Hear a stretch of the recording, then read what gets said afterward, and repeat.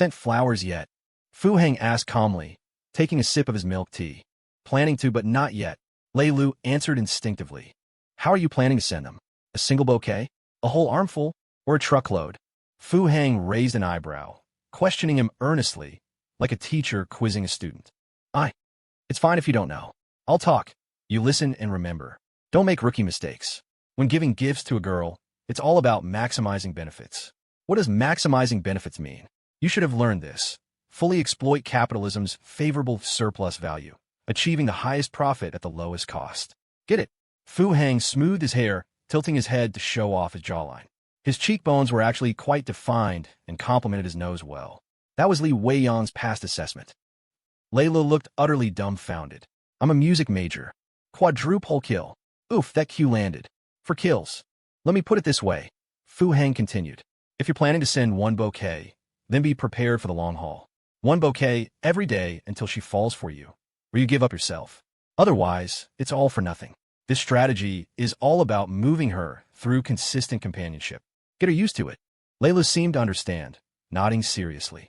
If you're planning to send an armful, then that armful needs to be 999 roses minimum. This is all about visual impact. The instantaneous visual shock will trigger a dopamine release, leading to an emotional surge, and her expectations will instantly break the critical point. Leilu nodded seriously again, the rebellious glint in his eyes completely gone. As for a truckload, that's to satisfy her vanity. It won't work on Yuchu. I'd advise you not to waste your money. Leilu blinked, licking his dry lips. Anything else? Tried asking her out? Fu Heng put down his milk tea, took out a cigarette, and offered it to Leilu. Leilu waved his hand, declining, indicating he didn't smoke. Fu Heng nodded, not minding, and lit one for himself. It's good you don't smoke, that's a plus. Don't copy those try to look cool scenes from movies and TV shows. Most girls hate smoking. Fu Heng took a deep drag, skillfully blowing a smoke ring. Truth be told, Leilu thought that pose looked pretty cool. The waiter, Xia Xiaofeng, thoughtfully brought over a disposable cup to use as an ashtray, completely ignoring the no smoking sign on the wall. Continuing, have you asked her out? I can't seem to get a chance to. She's rarely at school. Leilu answered honestly. No rush on that. There'll be chances. What are you planning to ask her to do? Dinner? Shopping? A movie? I was planning to invite her to my personal fan meet. Leilu licked his lips, his demeanor noticeably changed. A fan meet? Fu Heng looked Leilu up and down. Not bad, huh? Talented. Being able to hold a fan meet in university means you have a fan base. Yes, I'm actually a streamer usually, and I'm kind of famous at school. Leilu suddenly looked more composed, as if he'd finally regained some confidence. And then invite her to listen to other girls screaming for you live? Fu Heng blinked oddly. Pin a kill. That cue was brutal. 5 kills. Having a special skill is also a plus. But you need to remember, it's true that people with special skills are charming, but if that skill becomes your profession, it's no longer a special skill, but a tool for your livelihood. So, as a musician, you need to understand tailor-making. Only then can you deliver specific emotional value. Tailor-making? Leilu fell into deep thought, his confusion hard to hide. Fu Heng stubbed out his cigarette and snapped his fingers. Tell him, if she's naive and inexperienced, show her the world's glamour. If she's worldly and weary, take her on a carousel ride, Xia Xiaofeng said calmly from behind the bar. Leilu was completely stunned. What kind of place was this? Even a waiter had such insights? So profound, so philosophical. So, a fan meet or a concert. Neither compares to you singing a song just for her. Fu Heng, ever the indiscriminate teacher, reached for his milk tea, only to find it empty. Xia Xiaofeng, the waiter, had sharp eyes and immediately brought over a glass of lemonade. Fu Heng only drank 1 mango pomelo sago a day. That was the boss's habit, unless the boss's wife was around. Huh, is this big singing lunkhead trying to woo the boss's wife? And the boss is teaching him how to woo his own wife. That's the boss, all right. Charge ahead when there's trouble, and if there isn't, make some and charge ahead anyway. Sing for her alone. It was as if a brand new door had opened before Lei Li's eyes. One with a sunroof, no less. Come on, sing something. Let's hear it. Fu Heng crossed his legs and gave Leilu an encouraging look. Okay. Without a second thought, Leilu took out his guitar. He'd completely forgotten why he'd come today, but it didn't matter anymore. He'd met a true master. An emotional and heartfelt performance began. Fu Heng raised an eyebrow slightly. Not bad. His vocal quality is quite something. The key is that Leilu's voice is very clean, pure even. A voice born to sing love songs. How was it? After finishing the song, having performed in his element, confidence returned to Leilu's face. Excellent. I'll give you a 98. I'm docking 2 points so you don't get cocky. Fu Heng gave him a thumbs up, so I'll sing this one then. Leilu was thrilled, having finally received the mentor's approval. This one? Don't you have any originals? Tailor-made, remember? What's the point of singing someone else's song? Fu Heng frowned. Original. Okay, I'll try. Leilu took a deep breath, closed his eyes to gather his emotions, and began to strum his guitar. Looks like this kid actually has something up his sleeve. However, Fu Heng gradually started to frown. What on earth is this? You call this a song? He glanced at the waiter and finally confirmed from the other's expression that it wasn't just his own taste that was off. Fu Heng raised a hand to stop Leilu. Don't they teach you language arts at your music academy? Fu Heng asked tentatively. Leilu clammed up, looking rather aggrieved as he hugged his guitar. Fu Heng sighed. No wonder the entertainment industry has singers year after year, but a golden hit only comes out once a decade. Songwriting and performing really are two different fields. Fu Heng frowned, a strange glint in his eyes. He had another temporary mission. Golden hits from a parallel world needed to be shared, spread appropriately. Because this mission had no deadline, and Fu Heng, who cared about his image outside of work hours, hadn't rushed it. Rushing was pointless. Right now, Shen Qingluan's affection level was still hovering around the 80% safe line. What if another song became a massive hit? Appropriate dissemination. Giving a song to this Leilu. Was that appropriate? It seemed quite appropriate, actually. Guitar, give it to me. Fu Heng licked his lips. All right, sit tight and buckle up.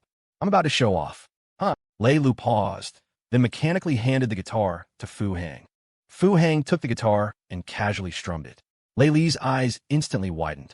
He actually knows how to play? Ahem. Performance review for client no. 2's affection level exceeding 70%. Master level guitar playing skills.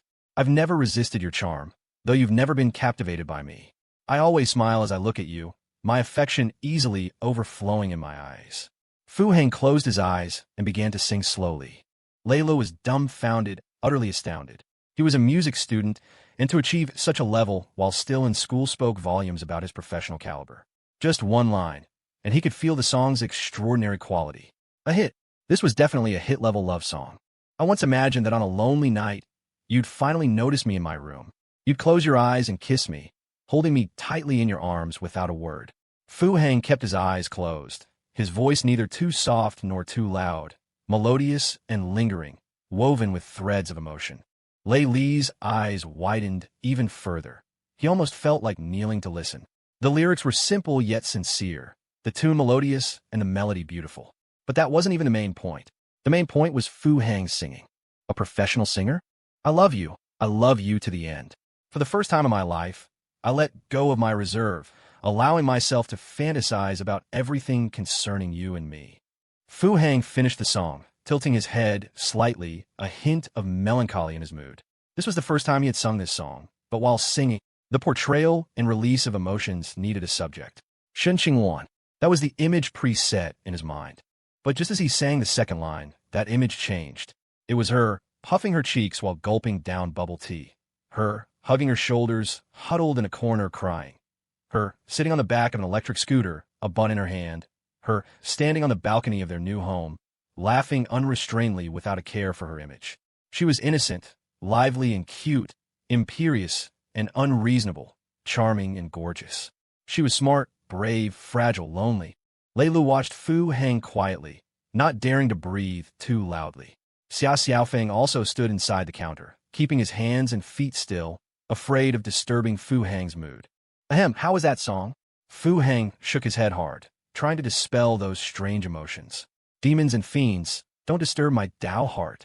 Teacher, did you write this? Leilu immediately changed his form of address. Standing at the pinnacle of his most familiar field, he couldn't help but change it. It could be yours. Just sing this for her. Fu Heng's eyes narrowed, a resolute glint within them. Fu Heng had a feeling this student girl was practically a sacred physique, and with proper development and guidance, she could dominate a whole territory. Quality clients needed nurturing. This was the professionalism of a dedicated worker. Leilu was stunned. He knew all too well the value of such a song. Maximize the benefits. This song hasn't been released. Just present it as your original. Sing it to her, and I believe it will move her. Fu Hang's lips curled into a dangerous arc. Leilu fell silent. He was very tempted, but his professional ethics as a musician made him hesitate. Thank you, but I can't. After a long pause, Leilu spoke in a low voice. Why not? Fu Hang didn't understand. I can sing it, but if I say I wrote it, that will be plagiarism. Leilu looked up, meeting Fu Hang's gaze with utmost seriousness. Fu Hang raised an eyebrow, a flicker of appreciation in his eyes. This kid is actually quite decent, but if I don't say anything, no one will know, right? Fu Hang persisted, unwilling to give up, persuading a courtesan to reform versus luring an innocent into vice. Always two sides of human nature. Sorry, I'm a musician. That pure light returned to Leilu's eyes. Just sing it for her. I'm not asking you to sell it for money, am I? Besides, I wasn't planning on releasing this song anyway. Fu Hang transformed into a tempter. If you're already on your knees, what's one more bow? Maximize the benefits. A song like this, and you weren't planning to release it? Leilu was shocked. You want it? Fu Hang's eyebrows shot up. Leilu nodded frantically. I already said I'm giving it to you, didn't I? You mean I can sing this publicly? In my live streams? Of course. Fu Hang smiled. Why else would I go to all this trouble if not for you to publicize it? You think my plan only has one stage of impact? I plan 3 steps ahead for everyone I take. My vision isn't that narrow. Leilu left the bubble tea shop as if in a daze, clutching the lyrics and music manuscript that felt as heavy as a mountain. He had even forgotten why he had come today. Boss, are you publishing a book? I'll take out a loan to buy it. The employee, Xia Xiaofeng, stood respectfully beside Fu Hang, as if attending to a head of state. Keep up the good work. I have high hopes for you. Fu Hang nodded in satisfaction. That display of cool was refreshing. But why did he still feel a sense of unease? The source of Fu Hang's unease, Qin Yuchu. At that very moment, she pushed open the door to the company conference room, a smile on her face. Yuchu, Shen Qingluan, was taken aback. This was a senior management meeting. Qin Yuchu had never attended one before. Why was she here today? Where should I sit? Qin Yuchu looked around the conference room, asking with a hint of timidity. The conference room wasn't large, nor were there many people. It was a senior management meeting, after all, but all the seats at the round table were occupied. Apologies, I didn't know Assistant Qin would be coming. I'll have someone bring in an extra chair right away. Su Changhe quickly stood up, politely instructing his secretary to fetch a chair. I can get it myself, it's fine. When the secretary passed by with a chair, Qin Yuchu politely stopped them and placed it nearby at the round table, right next to Shen Qingluan. Hey, how can Assistant Qin sit there? You're the CEO's assistant. Here, move the chair over here. Su Changhe said, displeased. He chided the secretary and moved his own chair to the side, freeing up a spot. No, it's fine. I'm just here to learn. It doesn't matter where I sit. Qin Yuchu politely declined and sat down in the chair. Seeing this, Su Changhe frowned slightly, his smile a bit forced. But she had already sat down, and insisting further would be awkward. Since everyone is here, let's begin today's meeting. There are 3 items on the agenda. First, an update on the follow-up to the Tianyu partnership project. Second, the company's revenue for this quarter. Third, advancing the cooperation project with Hengyu Group. After receiving Su Changhe's signal, the secretarial department officially started the meeting. Qin Yuchu sat there quietly. Though her laptop was open in front of her, the screen was blank. Shen Qingluan glanced at her several times and noticed she seemed to be daydreaming, her mind completely elsewhere, not on the meeting's content. Su Changhe had evidently noticed this too and was secretly amused. He seriously analyzed the various data reported by his subordinates, continuously giving out instructions. The meeting proceeded in an orderly fashion. Lawyer Zhang, who rarely attended such meetings, was also subtly observing the 2 women across from him. In terms of appearance alone, they were evenly matched, each with her own unique charm. Shen Qingluan had a slightly more coquettish air, while Qin Yuchu was a bit more reserved, but undeniably, both were stunning beauties. Is this boss really planning to turn Yuanbua into his personal harem? Lawyer Zhang's mind wasn't on the meeting either. Business matters were not his concern as a legal counsel, nor could he meddle in them. Besides, Yuanbua's profits had little to do with him. Only part of his salary came from Yuanbua. The larger portion was paid to him personally by Fu Hang. Head of Yuanbua Trading's legal department? No, that was just a part-time gig. His main job was as Fu Hang's personal lawyer. I object. Suddenly, a voice shattered the calm in the conference room. Lawyer Zhang was startled. The voice belonged to Qin Yuchu, who was sitting opposite him. Object? Object to what? Lawyer Zhang turned in surprise to look at the large screen in the conference room. It was displaying the third agenda item, the cooperation proposal with Hengyu Group. The project manager, standing to the side, also looked at Yuchu with a bewildered expression. He had just finished presenting his proposal with great enthusiasm, and even CEO Su had been nodding frequently, looking extremely satisfied. The project had seemed like a sure thing. And now an assistant jumps out and objects?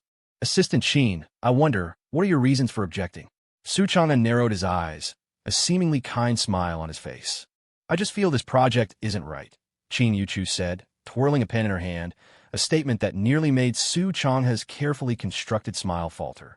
Assistant Qin, perhaps you didn't hear clearly just now. This project will be a crucial one for Yuan's next phase and an important link in our strategic partnership with Hengyu Group, Su Chang'e explained patiently. Although the project proposal was only just being presented at the meeting, he had already invested a great deal of energy in pushing it forward. The capital recovery from our current projects is unclear, and while the Tianyu project has high anticipated returns, it hasn't entered the profit-generating phase yet. If we proceed with the Hengyu collaboration simultaneously, our company's cash flow will be at enormous risk. Qin Yuchu sat up straight and picked up the thermos on her desk. Glancing around the conference room, it seemed she was the only one who had brought her own cup. Assistant Qin, you're still young and new to the company. You might not understand how our operations work. A trading company.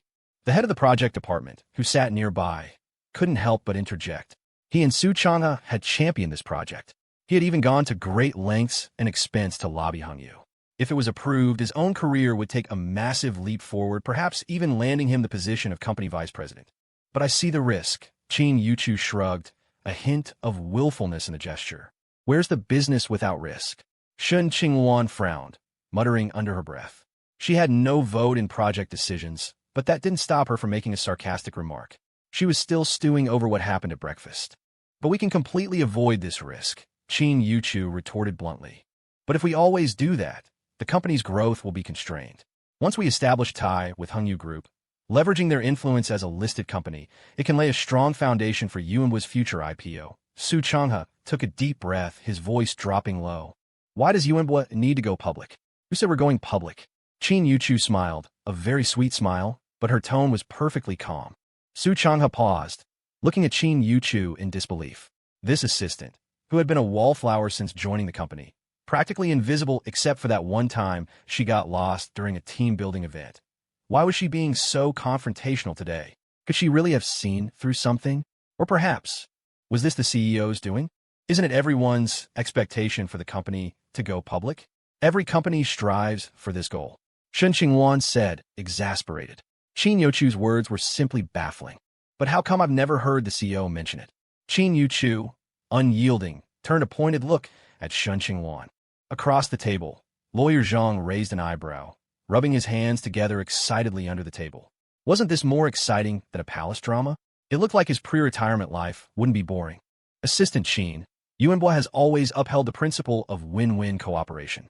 Among the management, we also operate through mutual consultation. Su Chang'e began, his voice cold. Everyone present knew he was the main proponent of this project. If he was shut down by a young woman now, his authority in the company would be completely shattered. Which Yuan are you talking about? Before Su Chang'e could launch into a spiel about company values, Qin Yuchu interrupted him again. Su Chang'e scoffed. Which Yuan? Her meaning was obvious. The one before the acquisition, or the one after. Assistant Qin, are these words today your personal opinion, or the CEO's? Su Chang'e's temper flared. Does it make a difference? Qin Yuchu twisted the lid of her thermos, and a straw surprisingly popped out. She pouted her lips and took a sip. Su Chang'e was choked up again. Qin Yuchu's action of drinking water, while not harmful, was deeply insulting. But he quickly recovered. According to the company's current system, project planning and execution are handled by those with the respective responsibilities. As executive vice president, I have the authority to decide on the implementation of projects. Su Chang'e didn't hold back anymore. He couldn't back down. If he retreated today, there would be no ground left for him to stand on. Moreover, the Hengyu project was a crucial part of his plans and absolutely could not be jeopardized. So, your signature is enough? Qin Yuchu tilted her head, looking at him curiously. The daggers were drawn. Qin Yuchu struck directly at his vulnerability. Indeed, for such a massive project, would his decision alone suffice? It needed the CEO's signature. And unfortunately for him, I'm the one with the power to get that signature. If I don't agree, it's not happening. Assistant Qin, company operations are not child's play, nor can they be compared to a school simulation project. Are you really going to derail the company's IPO plans?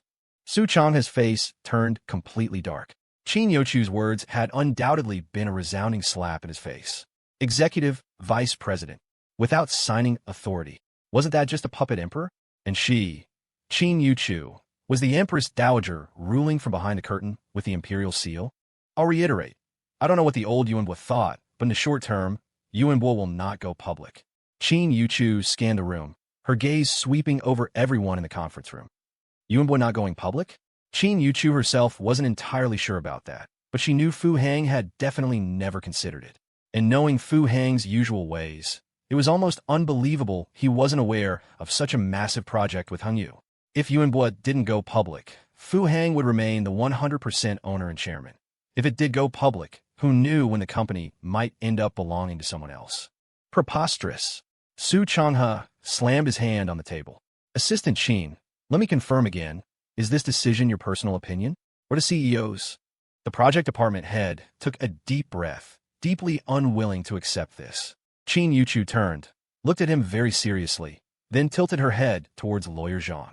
Does it make a difference? She asked, giving the same answer. Legally speaking, no. Lawyer Zhang, understanding her glance, replied with a sigh. That's all for today's meeting. Qin Yuchu slowly rose, her tone calm. Everyone, stick to your roles. The company will continue its normal operations. You'll all get your salaries and bonuses as usual. If the company does well, everyone benefits. We are Yuanbo Trading, not Yuanbo Finance. If any of you enjoy playing the stock market, feel free to do so with your own money. But remember, her gaze fixed on Su Chang's face as she finished. Investments are risky. Enter the market with caution. Then, Qin Yuchu gave a sweet smile and left the conference room, thermos in hand. Lawyer Zhang. Su Chang had turned, looking at Lawyer Zhang with a helpless expression. I'm just legal counsel. I don't get involved in company operations. Lawyer Zhang replied with a broad smile, rising from his seat. Please help me contact the CEO. I need to see him. Su Chang's face was grave, etched with the kind of profound despondency one might see on a founding emperor whose grand endeavor was cut short. I'll be sure to pass on the message. Lawyer Zhang nodded and also left the office. He finally understood why the CEO had put Qin Yuchu in this position. She was an Empress dowager, through and through. Her presence was formidable. Shen Qingluan had met her match. A long silence descended upon the conference room. Without a signal from Su Changhe, the other managers didn't dare to leave directly. After a long while, Su Changhe wearily waved his hand. Only then did everyone get up and leave. The head of the project department was the first to go. Shen Qingluan wanted to stay, but after meeting Su Chang's eyes, she tactfully excused herself. Only Su Changhe remained in the conference room, his face dark as he stared at the spot where Qin Yuchu had been sitting. So, this was a case of killing the donkey after it's done grinding, and the dagger revealed now the map is unrolled. Fu Hang was still in bed in the loft of the milk tea shop when he received a call from Lawyer Zhang. Boss Fu, the copyright for that song we discussed has been registered. I've sent the relevant documents to your email. Song? Copyright. Fu Hang shot up from the bed. It's not poise, is it? I just gave it to someone this morning. And now you're telling me it's copyrighted? Are you kidding me? Seriously, am I supposed to moonlight in the entertainment industry now? I'm already swamped. Okay. Yes, it's poise. I never imagined you had such talent, Boss Fu. It's a rare sight in my lifetime. Thank for the compliment. Fu Hang suddenly felt like the sky outside had clouded over, the lights dimming. As per your instructions, Boss Fu, the lyricist and composer are credited under your stage name. Qinghe. Qinghe? What kind of crappy name is that? Who in their right mind will be called Qinghe? When people meet me in the future, will they have to call me Teacher Qinghe? How unlucky is that? Qinghe. As in Qinghe Commandery in Hengyang? That's your ancestral home, isn't it, Boss Fu? It's rare for young people to care about such things these days, Lawyer Zhang remarked with a sigh. Quick, help me draft an authorization letter. A song usage authorization. Send it to me as soon as it's done. Fu Hang ignored his musings. Damage control was the priority. He couldn't screw over a future superstar. Okay, I'll have someone get on it right away. Also, Su Changhe wants to see you. Lawyer Zhang hesitated for a moment, but still fulfilled his promise. Why would he want to see me? Another team-building event. Fu Hang raised an eyebrow. He'd later asked Qin Yuchu. The last team-building event had cost a pretty penny.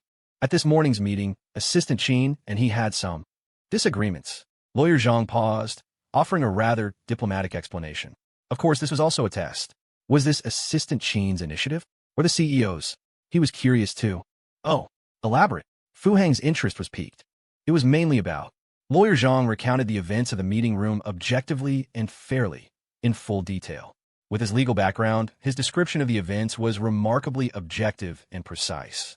Even without any added emotion or embellishment, Fu Heng found himself nodding in approval as he listened. So, the CEO's intention is... Lawyer Zhang probed again when Fu Heng remained silent after listening. What's your take on it? Fu Heng asked reflexively. I'm just in legal affairs. Lawyer Zhang stuck to his role. Then forget it, I won't see Su Chang'e. Fu Heng pursed his lips. He guessed Su Chang'e's purpose in wanting to see him, likely to try and persuade him. But what was the use of persuading him? He didn't understand operations, did he? Fu Heng knew his own limitations. Compared to himself, he was more willing to trust Qin Yuchu, that all-around genius from the finance department. Surely Qin Yuchu wouldn't try to harm him, right? At least on the issue of going public, his thoughts aligned with Qin Yuchu's. Going public? Once a company goes public, you never really know whose it is anymore. Those finance types are sharks who'll eat you alive and not even spit out the bones. I'll reply to him then. Right, if the company wants to hire or promote someone in management, what's the procedure? Fu Heng pondered for a moment, humbly seeking advice. He didn't understand finance, trade, or business, but he understood people. With Qin Yuchu's actions this morning, morale was likely to be shaken. Su Chang'e was deeply entrenched in the company. It was necessary to prepare in advance. Management appointments follow a specific agenda. Just go through the normal promotion procedures. As for hiring, you can delegate that to a headhunting firm. Lawyer Zhang replied earnestly. Do you know any reliable ones you're familiar with? Fu Heng asked. We've worked with a few. Help me get in touch with them. Ask them to keep an eye out for any suitable talent. No problem. Are there any specific positions you need to fill? Nope. Fu Heng twitched his lips. How would he know what positions? He wasn't even clear on what positions the company had. Understand. However, according to the company's articles of association, management appointments have always been the responsibility of the vice president in charge of HR, but that position is currently vacant. How can it be vacant? What happened to the previous VP? Fu Heng was surprised. How can my company's VP be gone? Ahem. The previous one was taken by the former boss when he left, and this position requires your personal appointment. Lawyer Zhang almost bit his tongue. If he hadn't already been won over by Fu Heng's the system's series of outlandish maneuvers, he would inevitably be suspicious by now. Oh, I see. Fu Heng tapped the edge of the bed, thinking seriously. Are there any special requirements for this position? Fu Heng asked again. Not really. It's mainly responsible for HR procedures related to management. Do you have anyone suitable in mind? Fu Heng pressed. Lawyer Zhang fell silent. At a time like this, he wouldn't offer any suggestions. What about Shen Qingluan? Fu Heng's eyes suddenly lit up, a mischievous idea striking him. Her qualifications are a bit lacking. After all, she was only recently promoted to HR supervisor. Lawyer Zhang gave an objective assessment, but on the other end of the line, he had already clenched his fists tightly. Here it comes, here it comes. I knew it would be like this. Lacking qualifications? You gave signing authority directly to a college sophomore, and Shen Qingluan is at least the company's HR supervisor. That's true. Fu Heng readily agreed. Can we just give her the authority, but not the official title? Is that doable? In principle, there's no issue. Shen Qingluan is already the HR supervisor. We just need to elevate her authority and responsibilities. The previous VP also oversaw various tasks, and HR was just one part of it. All right then, let's do that. I'll trouble you to handle the arrangements.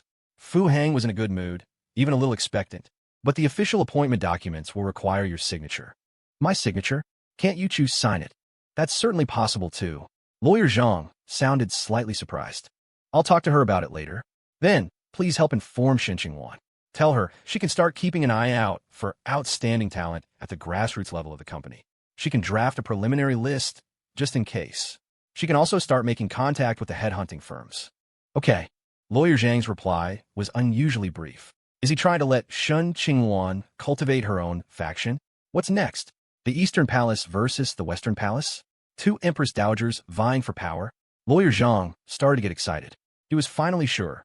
Fu Heng had bought this company, Yuan Trading, just to play around with. He hadn't given a thought to profit or loss. His real interests lay elsewhere. No wonder Qin Yuchu had been so confident before. He just didn't know which tycoon family's young master was he. Qinghe Commandery?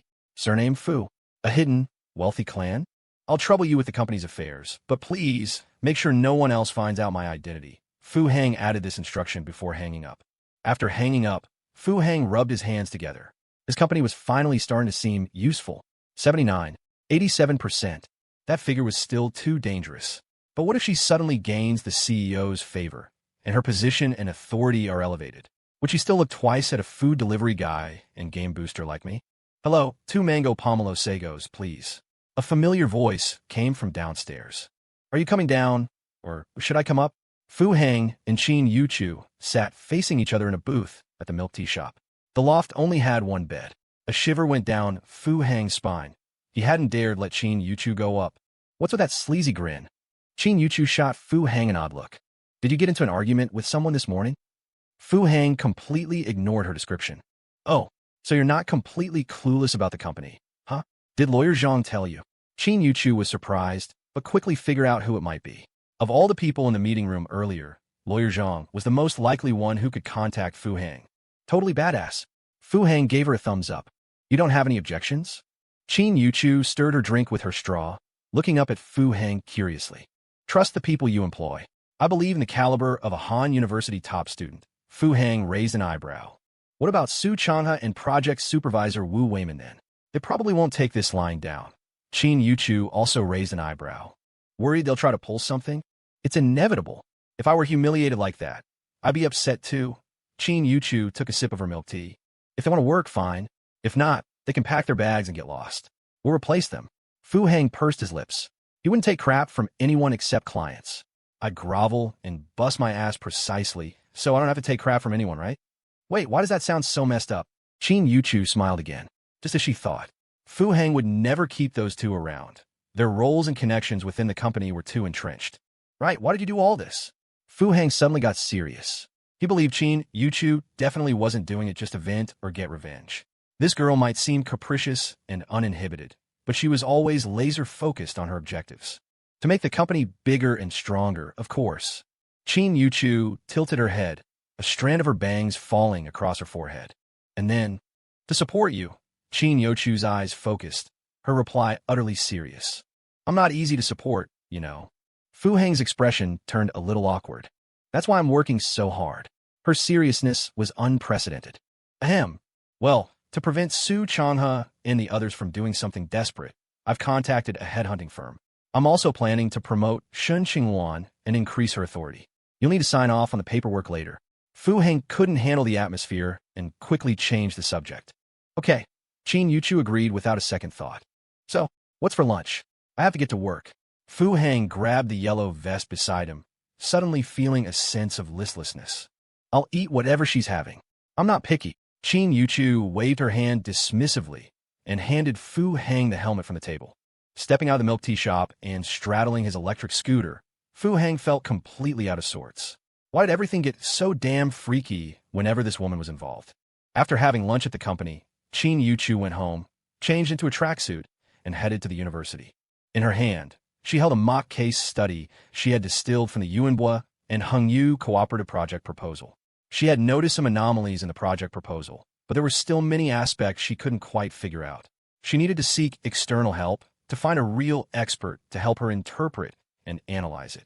So, she had turned it into a mock case study, redacting the names of the companies and specific data involved, and arranged a meeting with Professor Li, an authoritative figure in Han University's finance department, to discuss it as a hypothetical analysis. Professor Li was also Qin Yuchu's mentor in her major, the professor at Han University who appreciated her most, aside from Professor Wang in sociology. However, just as she reached the entrance of Professor Li's office building, someone stopped her. Student Qin Yuchu? Hello, Senior Lu. Qin Yuchu greeted him politely. The person was Lu Junkai, a fourth-year senior and the vice president of the student union at Han University School of Finance. Hello. An unnatural flush crept onto Lu Junkai's face. Yuchu has gotten even more beautiful. How could she make a simple tracksuit look both youthful and elegant? What a coincidence.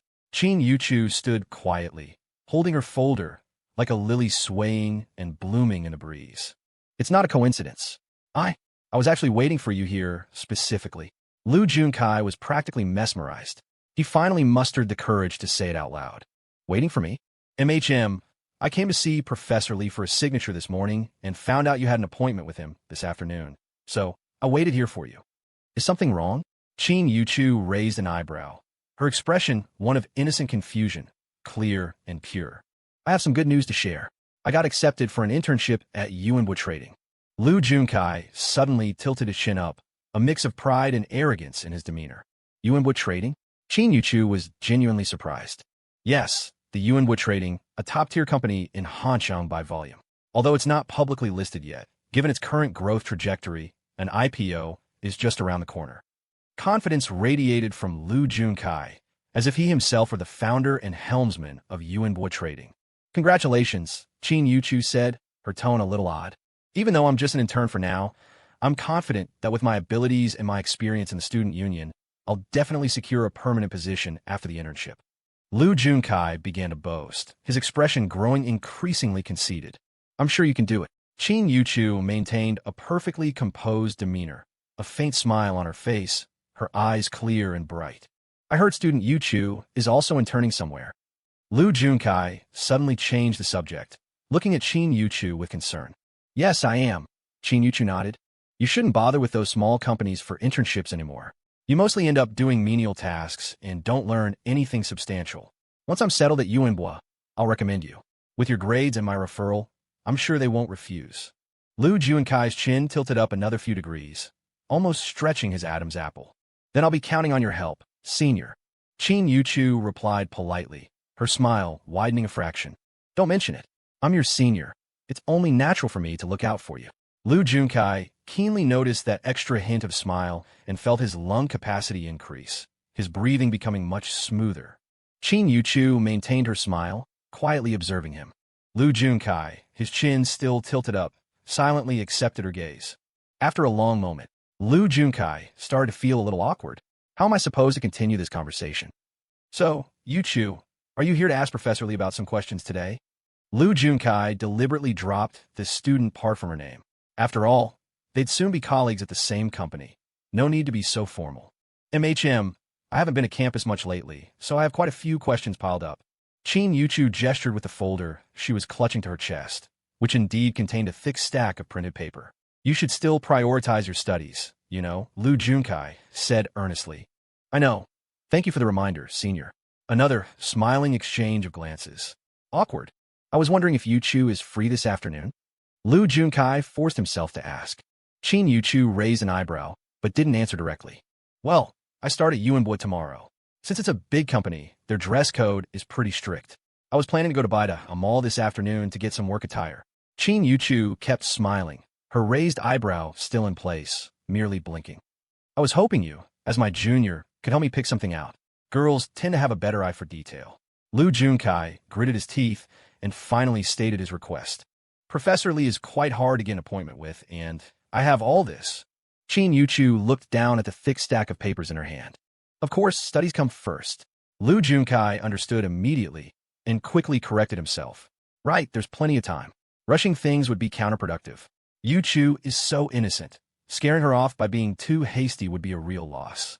Then, I'll go see Professor Lee first. Yuchu ventured. Go on then. If you have questions you don't understand in the future, you can actually ask me too. Okay, if I need anything, I'll ask for your guidance, senior. Yuchu gave a polite little bow and turned towards the elevator. Watching Yuchu leave, Junkai's eyes were filled with infatuation. Such an innocent girl. Don't worry, your senior will take care of you from now on. Yuchu stepped into the elevator and bit her lip, a strange expression on her face. What now?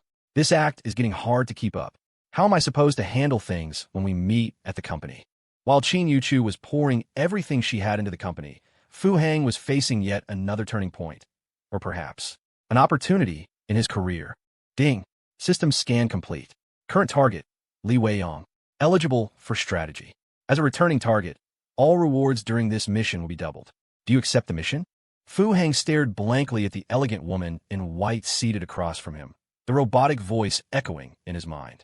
He couldn't even muster a curse, stuck between swallowing it down or spitting it out. A returning target? Double rewards? This second project he'd been eyeing was going to start like this. Was Han City suddenly out of women? If he had a choice, Fu Hang would never touch this woman again. Because Li Weiyang was extremely, extremely emotional. Emotional equals meticulous equals sensitive equals easily moved equals low defense equals unpredictable moves equals bonus damage on critical hits. Bonus damage on crits, what did that even mean? Even a light touch could turn into a critical hit, shooting her favorability through the roof. That's how, in less than 3 months, her affection for him skyrocketed to 79%. Then she turned around and impulsively married Wang Haitao. He had tread so carefully with her before, terrified one wrong move would trigger an emotional bomb. But now, with Shen Qingluan's side in chaos, if he didn't have a backup plan, he could end up unemployed any day. Except, Fu Hang muttered, his eyes hardening with resolve. Double rewards. 200,000 a day, 12 million a month doubled, not including bonuses. That's nearly 300 million a year in guaranteed salary. Screw it. Let's go. Is there something on my face?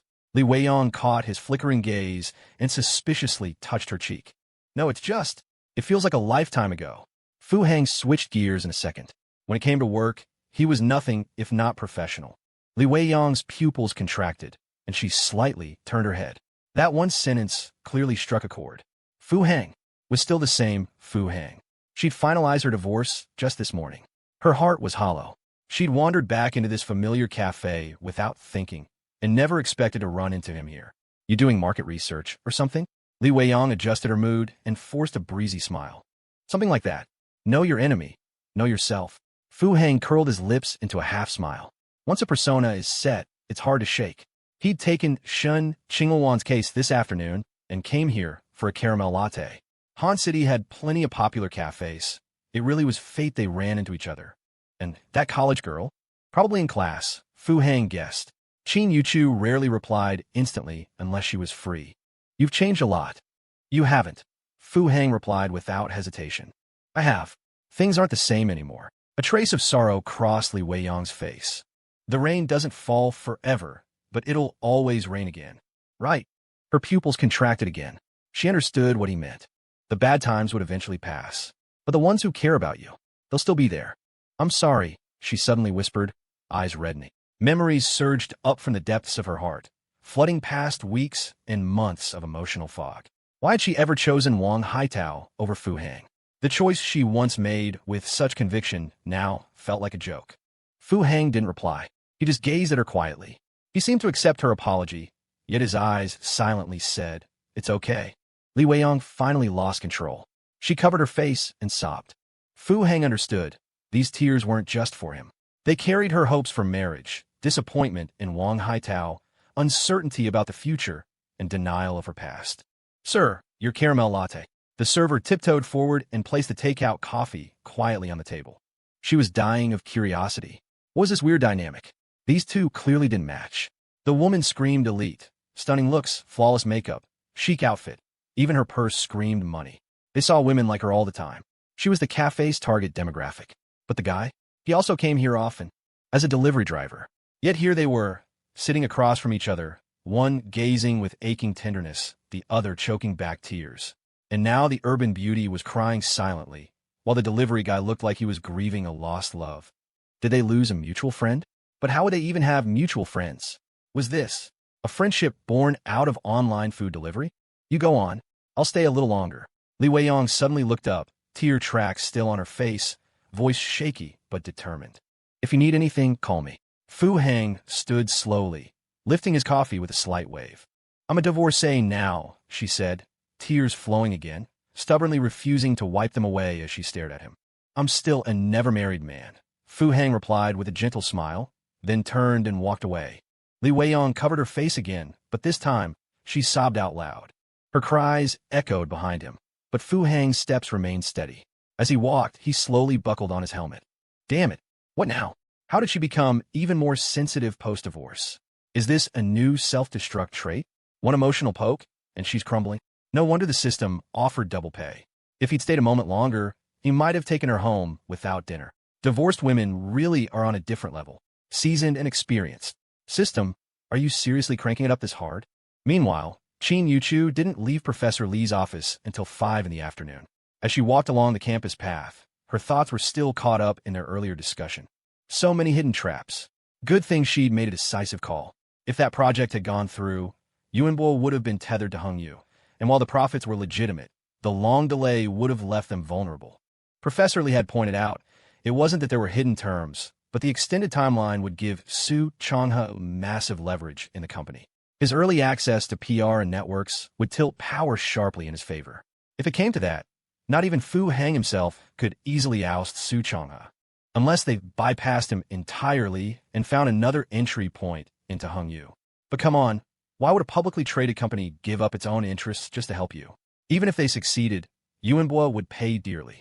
Such far-reaching tactics, such calculated cruelty. Anyone sitting at that level of power was never simple. Qin Yuchu quietly mulled it over as she headed toward the dining hall. Now that she disrupted Su Changhe's plan, he was bound to make another move soon. She needed to pick up the pace. Zzz. The familiar hum of sound system feedback interrupted her train of thought. She looked out puzzled. A small wooden stage had been erected outside the dining hall, and standing on it, guitar in hand and dressed to impress, was Leilu, his gaze burning into her. A student event. Qin Yuchu frowned slightly, but in response to his intense stare, she smiled and stood still. Hi everyone, I'm Leilu from the music department. Sorry to take a few minutes of your time. Leilu, encouraged by her smile, beamed even brighter. Qin Yuchu, I want to dedicate this song to you. He lowered his head, voice deep and emotional. The crowd around them erupted, students quickly gathering. Leilu was fairly popular on campus. His last cafeteria confession had stirred up quite a buzz. And now he was going this big again? I've never been able to resist your charm, though you've never once looked my way. I always smile when I see you, but my feelings have always been too easy to read in my eyes. Leilu really was a top music student. It had only taken a day for him to learn this song inside and out, and now he was performing it live. He could have done even better, but the moment he heard Qin Yuchu had returned to campus, he dropped everything. Wow, this song is so good. Is he confessing to Qin Yuchu? Who's that? You don't know Qin Yuchu? She's the top student in the finance department. Wrong. She's the campus goddess of the finance department. Don't joke. Finance has pretty girls? I've never seen one. Dude, just turn your neck 52 degrees to the left and you'll realize how shallow you've been. Holy SHD. A buzz rippled through the crowd, but it quickly died down. This song truly struck a chord, piercing right to the soul. I once dreamed on lonely nights, you'd finally care in my room, you'd close your eyes and kiss me, holding me tight without a word. Leilu's voice continued, his performance stellar. Years of live streaming experience shone through, evident in every note. Qin Yuchu is so lucky. If Leilu proposed to me right now, I'd say yes in a heartbeat. This song is amazing. Did Leilu write it? Qin Yuchu stood quietly on a main path, just outside the crowd, her eyelashes fluttering slightly, a faint smile on her face. I love you to the end. For the first time in my life, I've let go of my reserve, allowing myself to imagine everything about us. This song, it sang straight to her heart, stirring her deepest emotions. Her eyes welled up, but Qin Yuchu paid it no mind, simply standing there, lost in her fantasies about him and her. Many students around them pulled out their phones, recording. Some filmed Leilu, others aimed their cameras at Qin Yuchu. But Qin Yuchu didn't shy away in the slightest, still clutching her folder, quietly savoring the moment. The song ended. Leilu stood on stage, guitar in hand, his gaze still intense. Qin Yuchu met his gaze from afar, her smile a mixture of enjoyment and gratitude. Get together. Get together. Say yes. Say yes. The heckling crowd erupted, waves of cheers washing over them, the atmosphere electric.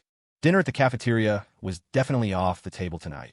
Qin Yuchu sighed softly, still unmoving. Realization finally dawned on Leilu. He tossed his guitar to a roommate, leaped off the stage, and ran towards Qin Yuchu. The onlookers followed, quickly surrounding the two of them. Yuchu, will you be my girlfriend? I'll always be by your side. Shall we walk? Qin Yuchu smiled, tilting her head towards the edge of the crowd. Okay. Leilu was ecstatic. He knew Qin Yuchu was timid and lacked self-esteem. Pulling off such a grand gesture today had been a huge risk. But judging by how things were going, he had a chance. His mentor hadn't steered him wrong. Leilu thanked everyone as he parted the crowd, and the more considerate students willingly cleared a path. The two walked side by side towards the campus gate, causing another stir in the crowd behind them. The incident quickly went viral on the campus network. Bystander videos were uploaded to short-form video platforms, catapulting Leilu from campus internet celebrity to the music scene. Of course, all this came later. For now, they walked under the shade of the trees, their pace unhurried, imbued with a unique, tender sentiment, the rhythm of youth, the tempo of early winter. Neither spoke, quietly enjoying the brief moment of warmth. The song was wonderful. I loved it. Thank you. I'm glad you liked it. Leilu's heart, which had just calmed down, began to race again. Who wrote the song? Oh, a friend of mine. Leilu faltered, but then, remembering the authorization agreement he'd signed, he felt a surge of courage. I'd like to meet him. Yuchu stopped, turned, and looked at Leilu quietly. My friend isn't very sociable. Leilu forced out, trying to sound convincing. How about I treat you to lunch tomorrow, and bring your friend? Okay. Leilu blurted out reflexively. It's a deal then. You have my number, right? Let me know when you've arranged it, and I'll book a place. Yuchu smiled, waved, and opened the door of a rideshare car that had just pulled up at the campus gate. Leilu was stunned. She was leaving just like that? Whose car was this? When had it even arrived? Thank you again for today. That was the most beautiful song I've ever heard in my life. You sang it wonderfully. Before closing the door, Yuchu turned and smiled at him again. The most beautiful song she'd ever heard? A wave of euphoria washed over Leilu, making his head spin. The air around him seemed to turn pink, and countless rainbow-colored bubbles rose from the ground, drifting up to fill the entire sky. The rideshare car sped away, leaving Leilu still immersed in his ocean of happiness. I've never been able to resist your charm, though you've never been captivated by me. I always watch you with a smile, my affection easily overflowing in my eyes. In the rideshare car, Yuchu hummed softly. Her pitch wasn't perfect, but she knew every word. I always watch you with a smile. Watching you. Did you know? I never even knew what it was to smile before. That evening, as the campus network exploded with the news, a smug Junkai returned to school, carrying a high-end suit. Then, he was struck dumb, as if by lightning. Leilu, you're courting death. He stood in his dorm bathroom, his eyes practically splitting with rage. He then frantically started asking around about what happened next, where they went, what they did. This was when the unique gossip culture of a university campus truly shone. Junkai heard numerous versions. Some said they went to a romantic Western restaurant for a candlelight dinner. Others claimed they went to the cinema to watch the newly released romance film, Marriage Heist. Still others said they sat side by side in the school's small park, with Leilu and Yuchu singing all night. Some even whispered they'd gone straight to a hotel for a night of passion. All sorts of rumors, each sounding plausible, with an endless stream of evidence, either an eyewitness from the class next door or a hometown friend in the same dorm who had photos. That night, Junkai secretly took some of his roommate's melatonin, which he used for anxiety, and finally managed to fall into a heavy sleep. Even in his dreams, he couldn't stop cursing Leilu. The next day, sporting dark circles under his eyes, Junkai suppressed his inner turmoil and, with a forced air of confidence and a powerful stride, headed towards Junkai. A mere street performer will never make it to the big leagues. Junkai, will show you that people exist in a hierarchy. Standing beneath the Junkai trading building, Junkai had already psyched himself up. Confidence and resolve returned to his face. If not for the dark circles, he would have looked even more dashing and imposing. He glanced sideways at a delivery driver, standing in a corner, his disdain and pity unconcealed. This, he thought, was class. He didn't rush inside, but stood there, savoring the sense of fulfillment a large corporation exuded. This was the scent of the future, the ripples of time's passage. This place would witness the rise of a business prodigy, and he would lay the most solid foundation for this commercial empire, until it rose from the ground, magnificently radiant. And he, Junkai, would stand at the pinnacle of this skyscraper, looking down on all of creation. Fu Hang was dumbfounded. This guy looked so familiar. Wasn't he that student council president? Oh no, vice president, who'd been acting all high and mighty at dinner the other day. What the hell? What was he doing here? Dressed like that? Was he here for work? Surely not at Junkai Trading. And what was with this dude? Did he always have such an over-the-top internal monologue? I'm like 8 meters away, and I can still feel the ridiculous aura radiating off you. Are Junkai Trading standards really this low? Is Shen Qingluan, the HR manager, slacking off? Of course, Fu Hang didn't have much time to get sentimental. It was time for work. The door of a ride-hail car opened, and a slender leg stepped out, followed by a figure in a khaki pantsuit. Today, Shen Qingluan's voluminous wavy hair was piled high in an updo, revealing a slender, fair neck exuding the sharp competence of a career woman.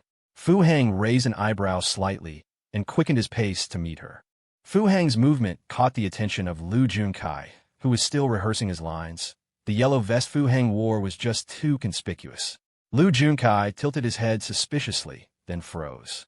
In that instant, he began to question his very ideals. It was a graceful figure that seemed to stir the very sunlight in the morning glow.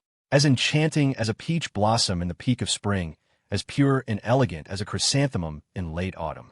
Delicate beauty was hidden in the corners of her eyes and brows, her charming smile radiating gentleness. How could such an ethereal beauty exist in the mortal realm? In that moment, Lu Junkai's thoughts were a tangled mess. He seemed to see two graceful figures beckoning to him, one youthful and vibrant, the other alluring and passionate. Which one to choose? The pure and innocent Yuchu, or this sophisticated, captivating woman before him? Fu Hang, too, was slightly taken aback. Shen Qingluan's aura today was different. He stopped a little further away than usual, shyly handing over the food container, not even managing a greeting. Thanks. We'll talk later. Shen Qingluan took the container with an air of commanding confidence, gave an exceptionally warm nod, and strode towards the company building as if carried by a gust of wind. Damn it. What's with today? Why is everyone acting so weird?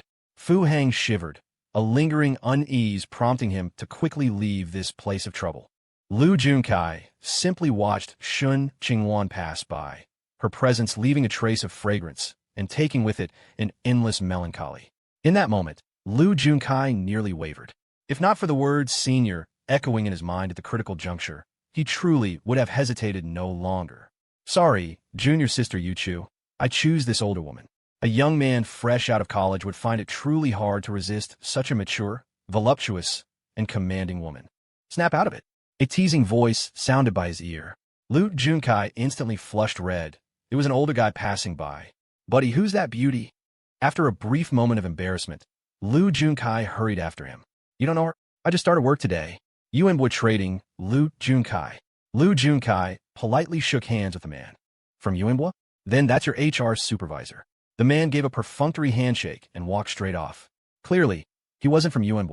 In such a large office building, it was natural that not every company was Yuan. Yuan Trading wasn't big enough to have its own building yet. HR supervisor. Lu Junkai's heart burned hot again. He was suddenly filled with even more enthusiasm for this job. Back at the milk tea shop, Fu Hang finally understood where Shen Qingluan's change in demeanor came from. It seemed Lawyer Zhang was very efficient. This move seems to have been the right one. Today's settlement should bring a pleasant surprise, right? Could it bounce back to 70%? Still, he preferred the Qingluan who stayed safely within her comfort zone. Composed, whether advancing or retreating, unfazed by favor or disgrace, impervious to attack, immune to all poisons. You have to hold on. That newly divorced person over there is really unreliable. Fu Hang stretched lazily, preparing to go up to the attic to catch up on some sleep. Boss, haven't you checked the news? The attendant stammered, stopping Fu Hang just as he was about to go upstairs. Are they dumping nuclear wastewater again? Fu Hang asked, surprised. No, it's Leilu. That kid's blown up. The attendant grimaced. What was with this boss? Oh, how'd he blow up? Fu Hang's interest was piqued. It was that song. Leilu sang it at school yesterday. The attendant sighed, frustrated with his boss's cluelessness. Really? How did it go? Ding. Temporary quest completed. Music from a parallel world needs to be shared. Reward. Songs, actor, legend, and corresponding singing techniques. Ding. Temporary quest triggered. Music from a parallel world needs to be shared too. Please disseminate the song's actor and legend appropriately. Corresponding rewards will be given upon completion. 2 consecutive system prompts echoed in his mind. Fu Hang was dumbfounded. What the hell? This is the reward? Is this a joke? Are they really trying to get me into show business? And a part 2? A series quest? Boss, the effect was explosive. I know. Fu Hang waved his hand dismissively, a look of utter despair on his face. System certified. How could it not be explosive? Oh, the attendant ducked his head. He's really gone and done it this time, hasn't he? Now he's feeling the heat. Let's see how he fixes this. Why don't you show me the video? Was he confessing to Yuchu yesterday? Halfway up the stairs, Fu Hang suddenly paused and turned to the attendant. Yeah, the boss's wife got famous too, the attendant, Xia Xiaofeng, said meekly, taking out his phone. Oh, did it work? Fu Hang's face instantly lit up with joy, and he hurried back down the stairs. The attendant opened the Hansheng University Campus Network forum. The post had already been pushed to the very top, with a terrifyingly high number of comments and views. Post title: Amazing hit song appears at Hanyu. Singing God confesses to goddess. Fu Hang's lips twitched as he clicked on the video.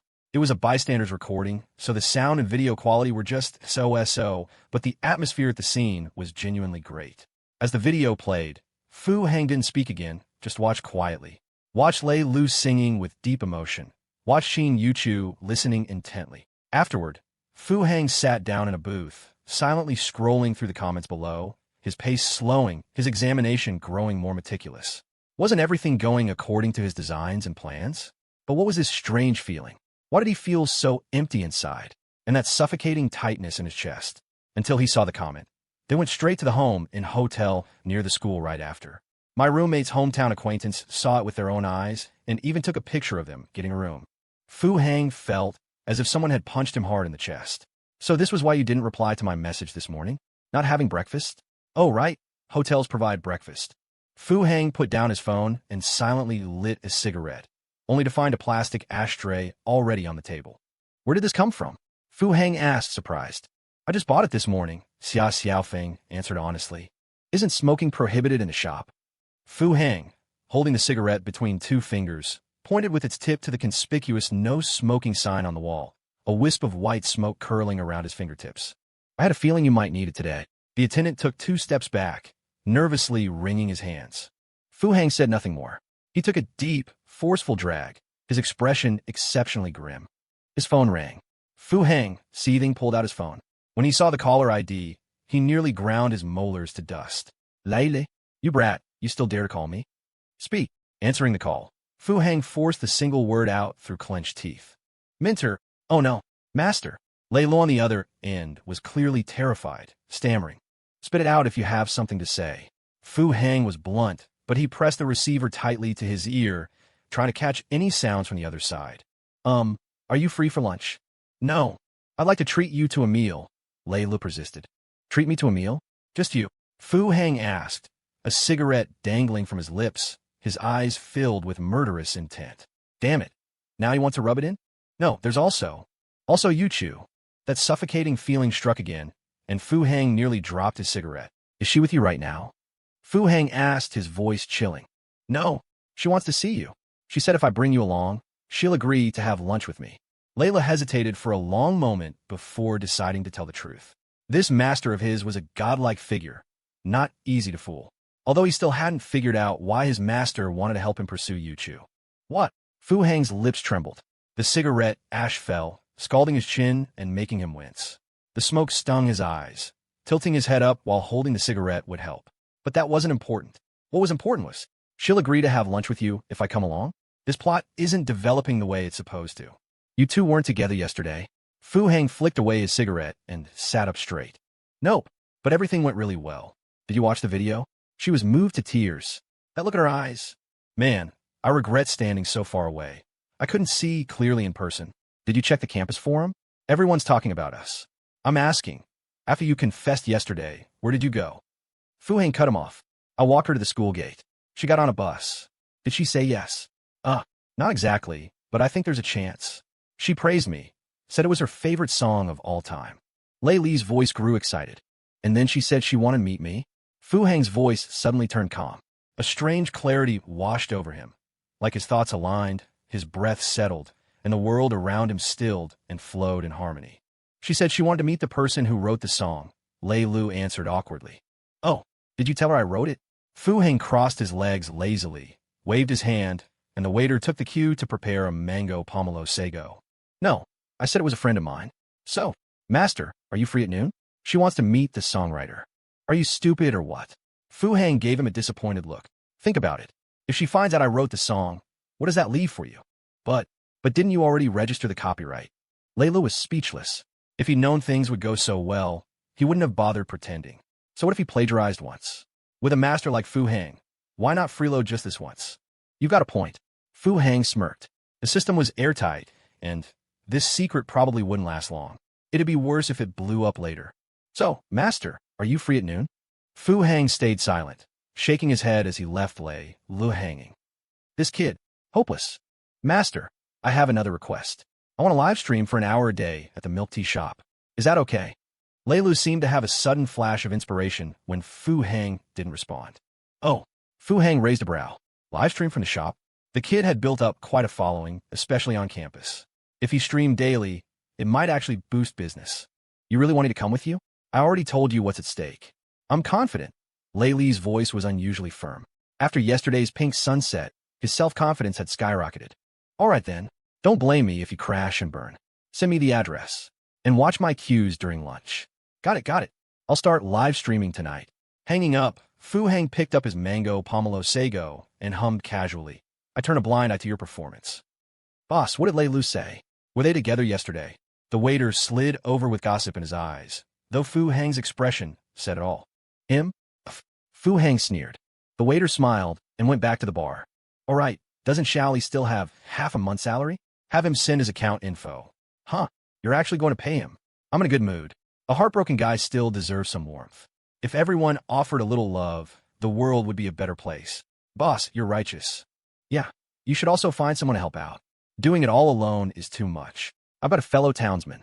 I'll bring him by tomorrow. He's quick and hardworking. All right, if he's decent, he's hired. Fu Hang shook his head and went back up to the loft. He lay down, but couldn't help checking Qin Yuchu's social media. Still the same messages he sent that morning. What did you have for breakfast? No reply. Where are you? Back at school. Suddenly, he had the urge to go check out that apartment. But he thought better of it. He'd see her at lunch anyway. He buried his head in the pillow for a nap. 2 mango pomelo sagos. He's upstairs, right? The boss already has one. Oh, then just one. Qin Yuchu looked up, locking eyes with the face peeking through the curtain. You're here at this hour? Didn't go to school. I was going to sleep in, but a call from the company dragged me over. She rolled her eyes. What was so urgent? An authorization file for the HR manager needed my signature. Couldn't wait, she said with a rare trace of morning grumpiness. Assistant Qin, you've worked hard. Fu Hang stood up straight and gave a dramatic 90-degree bow. Did you check Han City's campus forum? She asked suddenly. No need. The short video platforms are flooded with it. Fu Hang smiled. How does it feel? Her tone was calm. Didn't expect that guy singing at Han University to be pretty impressive. Huh? Yeah, I really liked that song. Really liked it. She tilted her head slightly, repeating the word for emphasis. As long as you liked it. Music can uplift the soul, cleanse the mind, and purify the heart. Qin Yuchu didn't respond. She just stared at Fu Hang quietly. So, did you have breakfast? What about lunch? Fu Hang grew uncomfortable under her gaze and tried to change the subject. I've got lunch plans, she turned to leave. Watch your step on the stairs. Fu Hang called after her exaggeratedly, wondering what kind of expression she'd have when they met again at lunch. At the company, Qin Yuchu went straight to Lawyer Zhang's office. The paperwork was ready. She just needed a sign. Without any hesitation, she skimmed the documents and signed her name. Sorry to make you come all this way, Lawyer Zhang said politely. From his point of view, it made perfect sense that she hadn't come in earlier. After all, with the West Division being established, the East Division might be feeling a bit sensitive. Probably had a bit of a tiff last night. No, the fault's mine. I overslept. She didn't make any excuses and simply admitted it. But that overslept solidified Lawyer Zhang's assumptions. He didn't say more. Anything he said now would only make things worse. He walked her to the door with polite distance. Turning the corner in the hallway, Qin Yuchu came face to face with the ever-graceful Shen Qingluan. Yuchu? What made you come in late today? Shen Qingluan smiled gently, though her smile carried a subtle edge. I only work 1 day a week. Today should have been a day off, Qin Yuchu replied sweetly.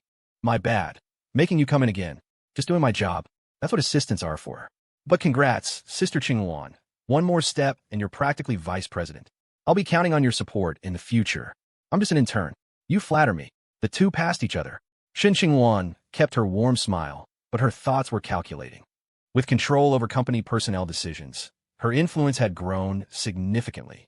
Technically, she could now even influence Su Chang's future. She wasn't sure why the president made this sudden decision, but she wasn't about to waste the opportunity. How should she use it? Leverage. Su Changhe wanted to keep his position, so he aligned himself with Hanyu Group. Qin Yuchu had clapped back at the executive VP in a management meeting, thanks to the president's backing. So why couldn't Shen Qingluan do the same? She had gone from a low-level team lead to HR manager in record time, and now, another promotion. What would people think? With Qin Yuchu paving the way, People were bound to speculate. So why not lean into it? Let them believe she rose because of that. It would only make her job easier moving forward. Yuchu, what are you doing for lunch? I can have Fu Hang bring it over, she asked kindly. Thanks, but I already have plans, Yuchu replied with a sweet smile, opening the door to her office. Shen Qingluan's appointment notice was circulated through all the company's work groups, causing an immediate uproar. Just as Shen Qingluan had hoped, the rumors began to fly. Junkai, newly assigned as an intern to Project Team 2, had just found his desk. Before he even had a chance to ask about the HR director, he overheard his senior colleagues gossiping. In an instant, his worldview crumbled. Why? Why were the women in this world so lacking in self-respect, self-love, self-pity, and self-preservation? Naive young girls were duped by a love song, while capable, strong women engaged in unscrupulous dealings for power and position. Boss Lee went to the 28th floor, just as Junkai was wallowing in self-pity. A colleague who had just returned from smoke break remarked to the others. Isn't it normal for Boss Lee to go to the 28th floor? Yuanbua Trading rented 5 floors in this office building. The marketing department was on the 24th, sales on the 25th, project department on the 26th, logistics, HR, secretariat, and other departments on the 27th, and executive management on the 28th. The boss Lee they were talking about, Li Tianming, was the deputy head of the project department and also the leader of Project Team 2.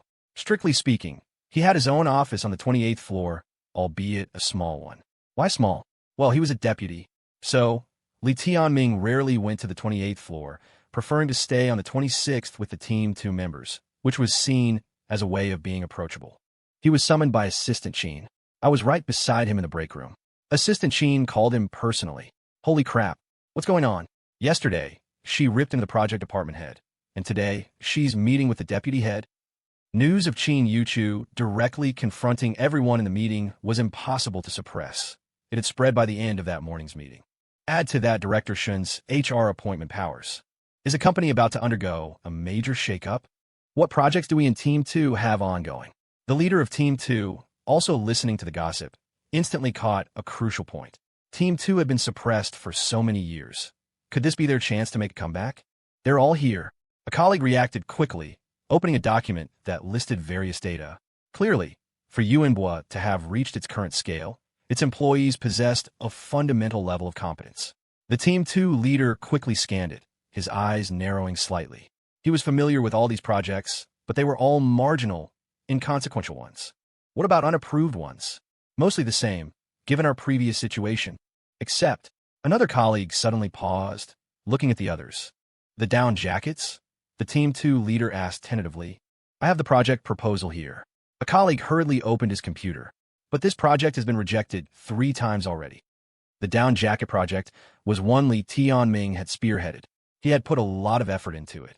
It was a tripartite cooperation, an overseas trade project, but it had been rejected 3 times due to issues with unsold inventory and payment collection. Pretty much everyone in Team 2 had given up on it. This is it. Send me the data. Everyone, review it. And remember, keep your mouths shut. The Team 2 leader swiftly issued his orders.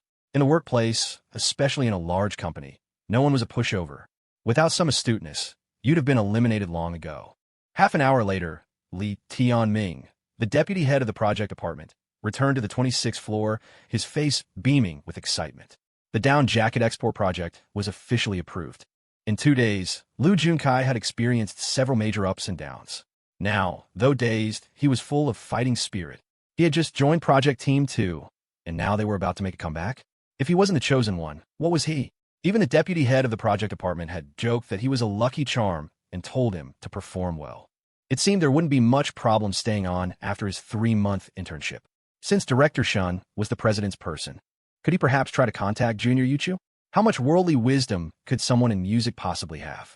Yesterday, Junior Yuchu must have been swept off her feet by that awful song. If he appealed to her with sense and sensibility, he could surely persuade her to pull back from the brink. After a long session of psyching himself up in the restroom, Junkai took out his phone and opened the pinned contact number. What are you spacing out for? Time for lunch. It'll be packed if we go late. Eat quickly and come back. We have overtime this afternoon. A colleague from his team passed by, giving him a friendly pat on the shoulder. Someone who could become a vice president in the university student council clearly wouldn't have terrible emotional intelligence. Plus, with Team 2 on the verge of a turnaround, Junkai had already become quite familiar with his teammates in just half a day. I'll be right there, Junkai said with a sheepish grin. Do you know where the cafeteria is? Yes, HR told me during onboarding this morning. 3rd floor, right? Hurry up. His colleague left. Junkai, phone in hand, tried to compose his thoughts again, but after a long while, he still couldn't find the right words. Forget it. I'll talk to her tonight. Don't want to mess up this afternoon's work. Junkai walked out of the restroom to find the entire 26th floor empty. He stepped into the elevator, mulling over his earlier problem. How should he start the call tonight? Be direct? That would be too rude. Junior Yuchu was so naive, she wouldn't be able to handle it. A subtle hint? But if she was that naive, would she even understand? As he pondered, the elevator doors opened. He walked out, only to realize with a start that he was on the 1st floor. He had been so lost in thought he'd forgotten to press the floor button. The workload in a big company really is something else. I've only been here half a day, and I'm already struggling to keep up. Junkai lamented to himself. He tried to get back into the elevator, but was suddenly startled by someone exiting an adjacent one. Junior Yuchu? Junkai's face lit up with pleasant surprise. Senior? Qin Yuchu was also taken aback. She hadn't expected to run into him so soon, not even for a full day. She figured, being mostly on the 28th floor, she wouldn't have a chance to meet Junkai. Are you here to see me? Junkai's face instantly flushed. I really am the chosen one. Yuanbua trading is truly my land of fortune. No, I'm Yuanbua's lucky charm. We're destined to make each other successful. Actually, I'm interning here too, Qin Yuchu said, biting her lip and stammering. What? You're interning at Yuanbua? Junkai was even more ecstatic. Look at this. Just look. What do you call this if not destiny? A fated connection spanning 1,000 miles? He had been thinking about how to get Junior Yuchu an internship at Yuanbua, especially since she was only a sophomore. He never imagined she'd be on the same wavelength, that they'd have the same idea. Qin Yuchu just smiled awkwardly. After all, Junkai had been quite the show-off yesterday. That's great. I'm in the project department, Team 2. What about you, Junior? Which department are you in? Junkai asked, completely oblivious to anything amiss, his voice full of excitement. Huh? Which department? What department does a president's assistant fall under? Qin Yuchu wondered. Actually, I don't have a specific department yet. Qin Yuchu replied honestly after a moment's thought. Oh, is that so? Don't worry, leave it to your senior. After all, you're only a sophomore. Getting an internship at Yuanbua Trading is already quite an achievement. Don't fret, our Team 2 just launched a big project, and we're in need of people. I'll find a chance to talk to our team leader and get you transferred to our team. Junkai completely missed the hint in Qin Yuchu's eyes and grandly made the offer. Then, thank you, senior, Qin Yuchu said, feeling a metaphorical toothache. But hadn't Fu Hang told her to be subtle? No problem. Once you're in Team 2, your senior will have your back. Come on, you haven't eaten yet, right? Lunch is on me today, senior's treat. Junkai pulled out his company-issued employee card. Yuanbua Trading really had good benefits.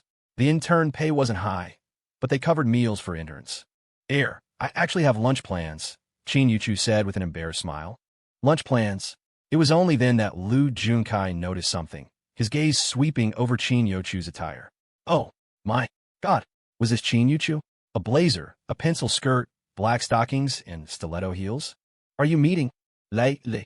Junkai asked tentatively, his voice trembling. Qin Yuchu nodded innocently. There was no need to lie about this.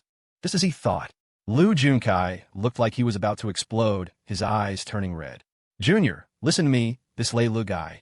These musician types, they're definitely not good news for a relationship. You're already interning at Yuanbua. You have a great future ahead of you. You can't throw it all away. Junkai looked utterly heartbroken. Yesterday's incident caused quite a stir. I just wanted to treat him to a meal to thank him. Junior, Junkai wanted to say more, but suddenly he latched onto a key point. Treating him to a meal? To thank him? If they were, they wouldn't need a thank you meal, right? If they were, Junior wouldn't need to explain it to me, would she? So it's just to thank him. Junkai suddenly seemed re-energized, the light returning to his eyes. Uh-huh, Qin Yuchu nodded. Do you need me to go with you? Junkai instantly perked up. A measly internet celebrity tried to entangle Yuchu with ill intentions? That wouldn't be appropriate, would it? Qin Yuchu said, her expression a bit strange. This guy's so dramatic, she thought. By the way, does Fu Hang know he's at the company? Fu Hang would die laughing. Right. Well, you be careful then. Call me if you need anything. I'll be waiting for you at the company. Junkai suddenly gave Yuchu a firm, dependable look. Okay, goodbye, senior. Yuchu smiled, bid farewell, and walked away slowly in her heels. Watching Yuchu leave, Junkai's eyes glazed over. In that instant, he was already figuring out where to buy a house in a good school district. Yuchu arrived at a Western restaurant near her company. It wasn't high-end, but the decor had some character. As she passed by downstairs, Yuchu noticed the hanging spider plants on the restaurant's balcony and quite liked them. Where's your friend?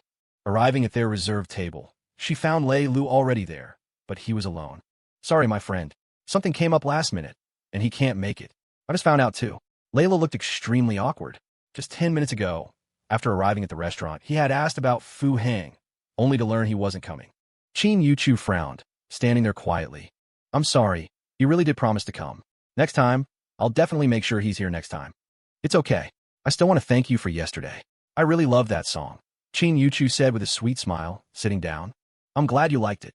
Leilu let out a long sigh of relief, a pleased look appearing on his face. They had a simple steak set meal.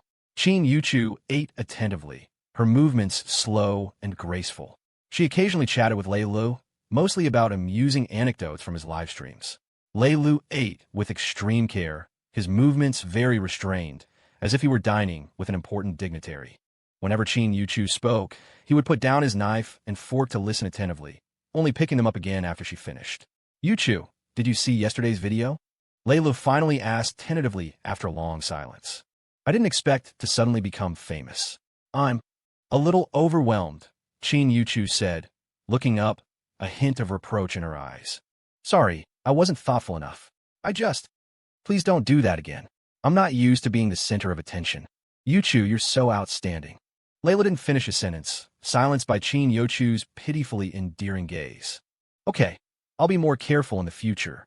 The meal was pleasant for both of them. When it came time to pay, Leilu was exceptionally firm. Since when do girls pay for the meal? Leilu said, holding up his phone to scan the QR code from the server. We agreed before. This meal is to thank you. Let's stick to that.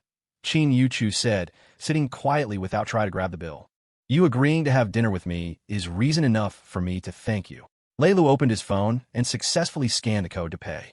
Yuchu reached out, took the receipt from the server, noted the amount, then opened her phone and initiated a transfer to Leilu.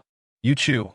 Leilu looked at her reproachfully, yet with a hint of indulgence in his eyes. If you want there to be a next time, accept the money. This meal is my treat, Yuchu said in a very calm tone. All right. Leilu shivered slightly and obediently accepted the money. Thank you again. I appreciate it. Yuchu stood up and gave a slight bow. You're leaving already? Leilu's hand slipped into his pocket, where he had movie tickets he'd prepared earlier from Marriage by Deception, supposedly a romance film adapted from a hit web novel, the super sweet kind. I have to get back to work, remember?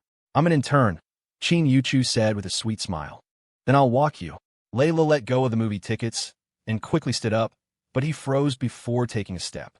Because Yuchu, in front of him, was looking behind him with a stunned expression. Following her gaze, he too was dumbfounded.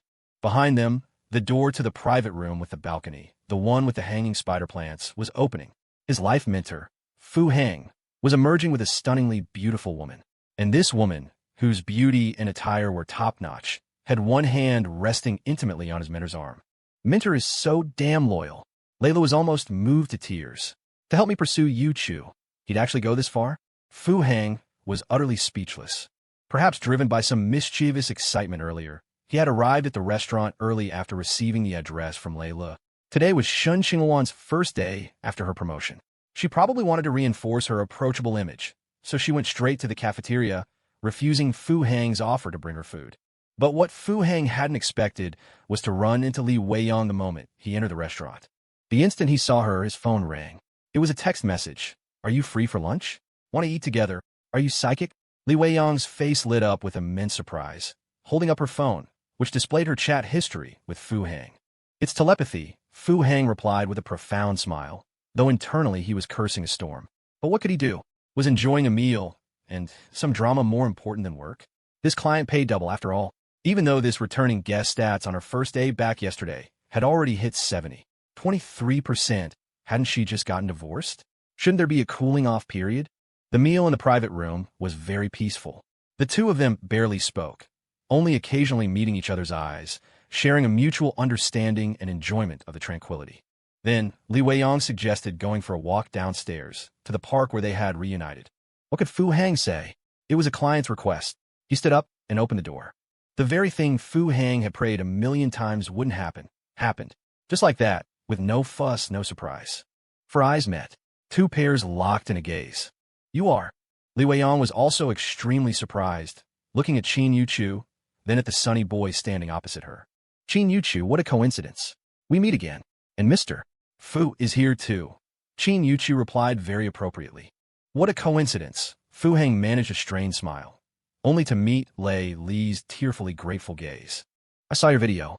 Youth is wonderful, Li Weiyang said, suddenly taking a step forward and looking Leilu up and down. In fact, the main reason she had proactively asked Fu Hang out today was likely because she'd happened to scroll past that video in the morning. So, that college student wasn't Fu Hang's girlfriend? Was their relationship merely one of sponsorship? Or perhaps, this girl was a master manipulator? Or was he being cheated on? She considered herself to know Fu Hang quite well. Straightforward, devoted, meticulous, and warm-hearted. A man like that was so easily fooled by women. Hadn't she been proof of that? Therefore, she wanted to talk to Fu Hang. If their relationship was purely simple, that was good. Kind people deserve to be treated well. If Fu Hang was being deceived, then she needed to help and counsel him, just as he had always helped her. If Fu Hang was the one being cheated on. Oh ho, two emotionally wounded people. Shouldn't they comfort each other, huddle together for warmth, heal each other's broken hearts? However, the moment she saw Fu Hang, none of it mattered anymore. Fu Hang was still Fu Hang. Right now, for instance, facing the young couple before him, Fu Hang appeared utterly composed and calm, a sincere blessing even flickering in his eyes. What a coincidence! Fu Hang had already run through a dozen scenarios in his head, completely unfazed. Sorry, I need to rush back to the office. Let's catch up later. Qin Yuchu gave a slight, smiling nod. Huh, aren't you a student? Li Weiyang asked, surprised, her gaze shifting to Fu Hang. Internship. Qin Yuchu replied softly, then waved at Leilu and turned to leave with easy grace. Aside from that initial moment of shock, she too showed no other sign of being flustered. It's great to be young.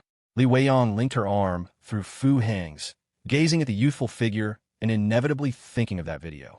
It was nice meeting you.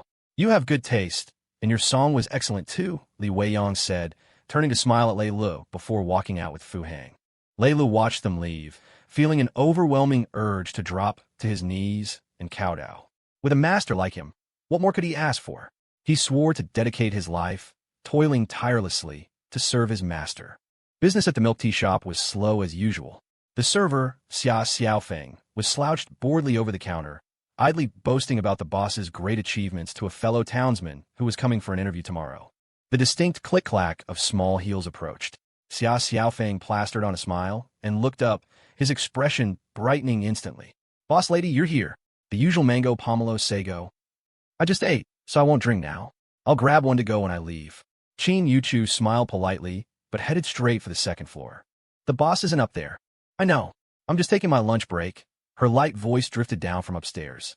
Xia Xiaofeng raised an eyebrow, a strange, suggestive look on his face. Leilu? You and Wood Trading, 26th floor. Lu Junkai, who had to work overtime during his lunch break on his very first day, couldn't focus on his work at all. He kept checking his phone, fighting the urge to call several times. The lunch break was almost over. Why hadn't she called? Had she come back already? Or was that Leilu pestering her relentlessly, not letting his junior leave? But wouldn't it be rude if I called now? After all, our relationship isn't public yet. Lu Junkai was incredibly conflicted. What are you spacing out for? This report is due this afternoon. You can handle data entry, right? Don't mess it up, Li Tianming said as he walked by, patting Lu Junkai. A college student. Wonder how long it'll take before he's actually useful. Yes, supervisor, Lu Junkai quickly replied, forcing his attention back to the computer. But barely 5 minutes later, his mind drifted again. The bell signaling the end of the lunch break rang. Overtime was over. It was officially time to work. My junior should be back by now, right? Should I go see her? Darn, I forgot to ask which floor her desk was on. Without an assigned department, it'll be hard to find her. If only she were in the project department too. Thinking this, Lu Junkai looked up and saw Su Yijie, the team lead of Project Team 2, his mentor and direct superior, walking towards him with a stack of documents. An idea sparked in his mind. Young Lu, settling in okay? Su Yijie was in a good mood and greeted him warmly as their eyes met. Very well. Thank you for asking, Mentor Su. Lu Junkai immediately stood up from his desk. Don't be so nervous. You're one of us now. Relax a bit. Our team too isn't big on formalities. Just do your job well. That's what matters most. Su Yijie stopped and patted Lu Junkai's shoulder encouragingly. Yes, Mentor. Keep it up.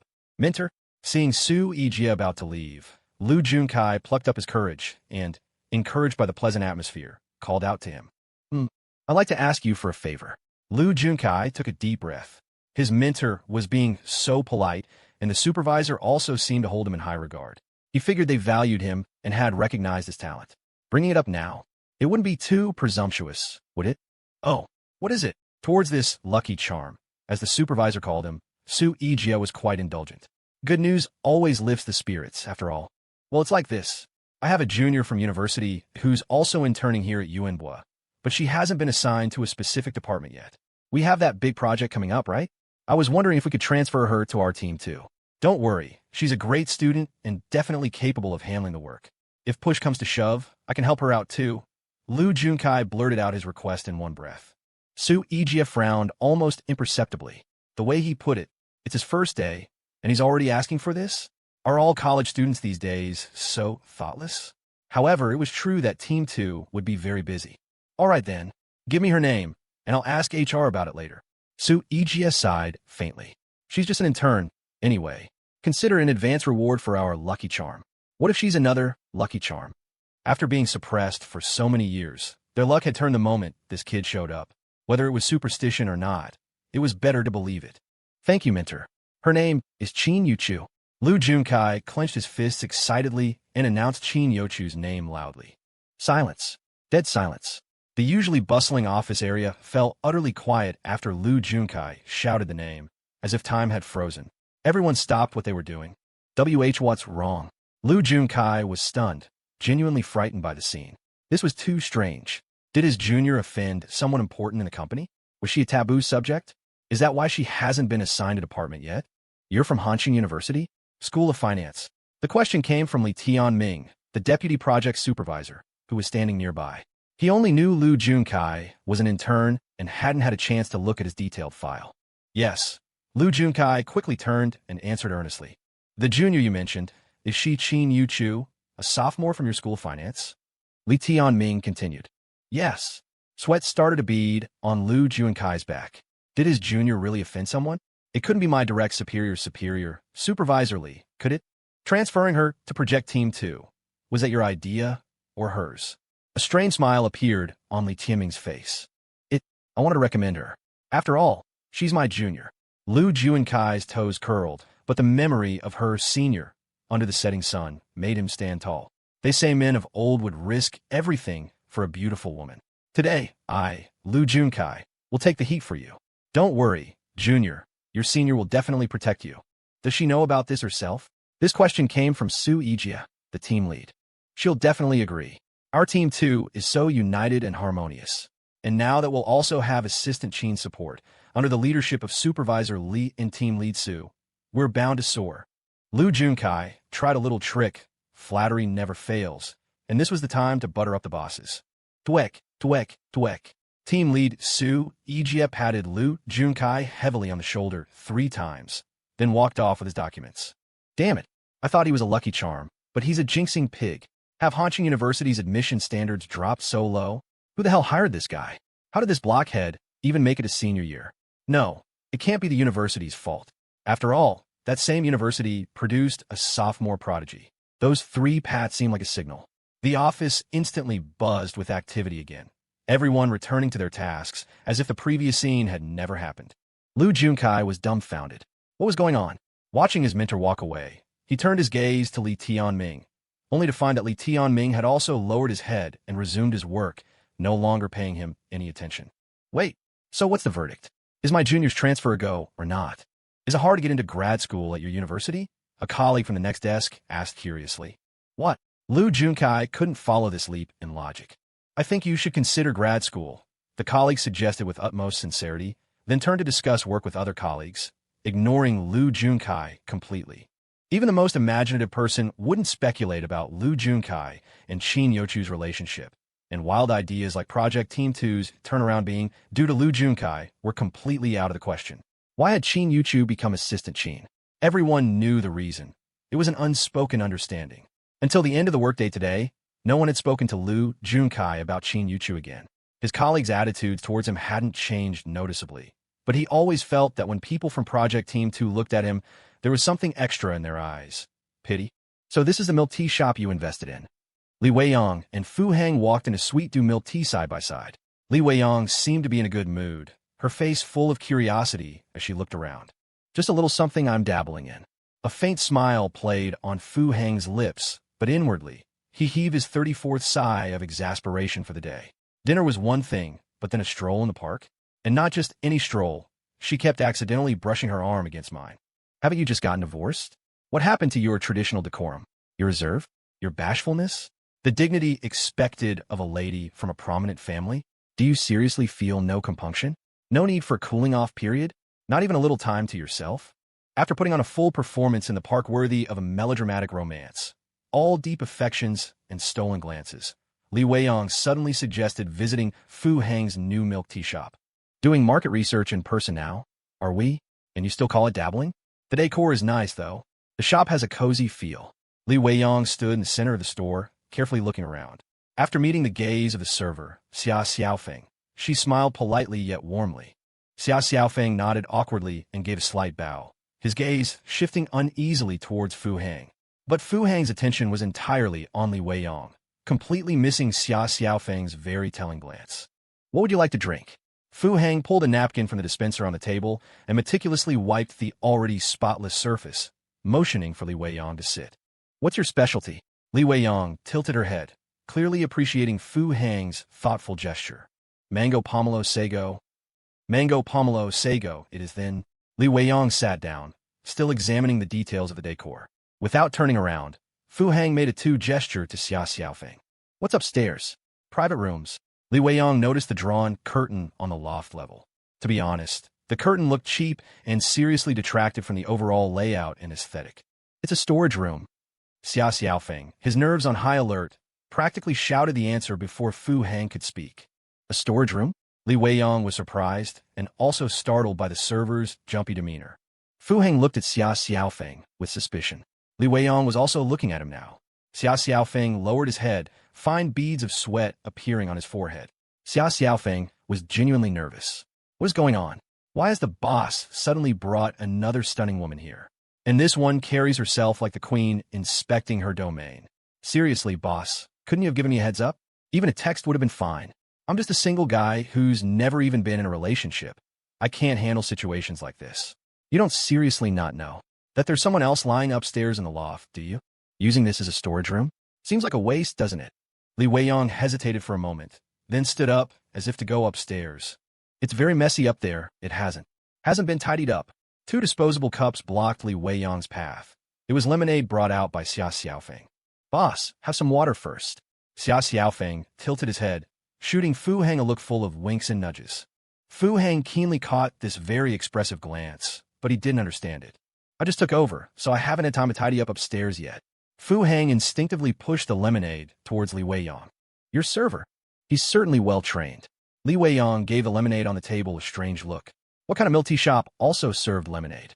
He's a hard-working young man. Fu Hang praised sincerely, meeting Xia Xiaofeng's gaze again. Just a bit neurotic, Fu Hang added silently to himself. Has business always been like this? Li Weiyang didn't dwell on it and took a sip of lemonade. She was indeed thirsty after walking around the park. It was because she was thirsty that she'd had the sudden idea to check out Fu Hang's milk tea shop. Otherwise, it wouldn't have fallen to me to take over, would it? Do you have any plans to improve things? Li Weiyang smiled, looking at Fu Hang expectantly. Remember that handsome young guy from earlier? Qin Yuchu's singer boyfriend?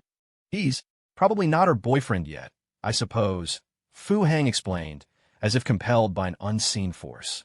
I'm planning to have him live stream from the shop. Live stream his singing? Li Weiyang was taken aback, her attention quickly diverted.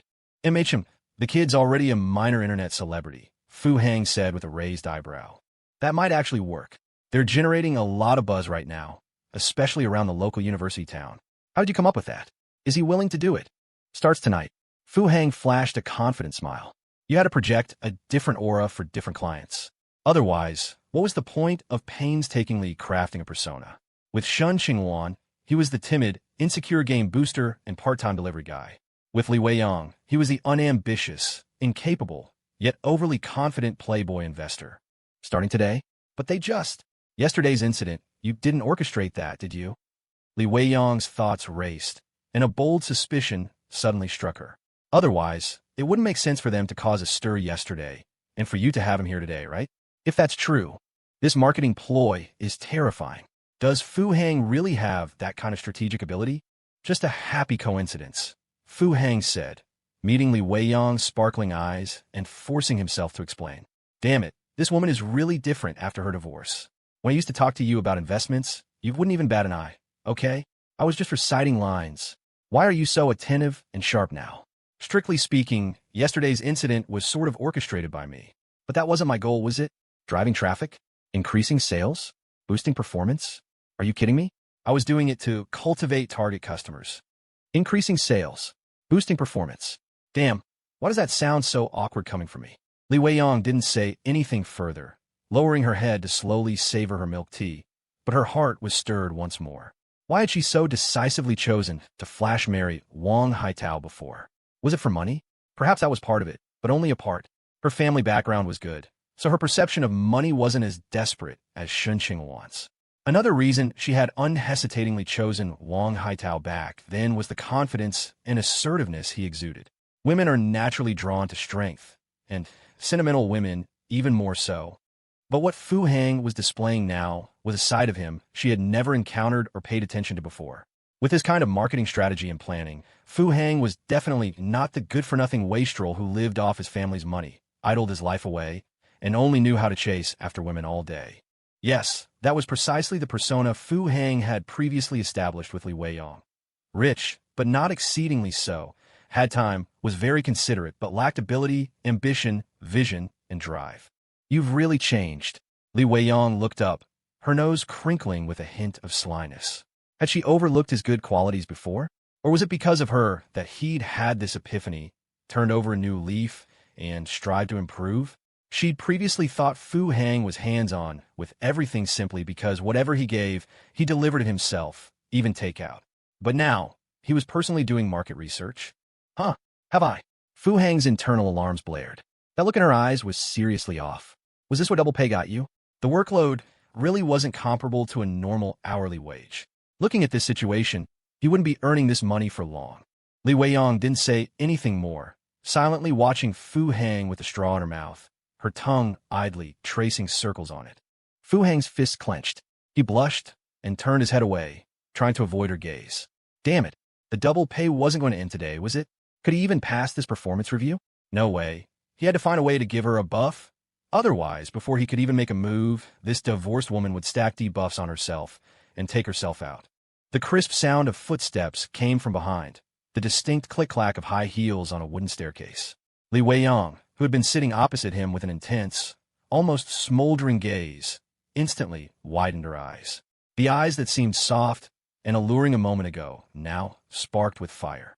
Fu Hang, equally surprised, turned his head to see a pair of long, well-proportioned legs gracefully descending the stairs.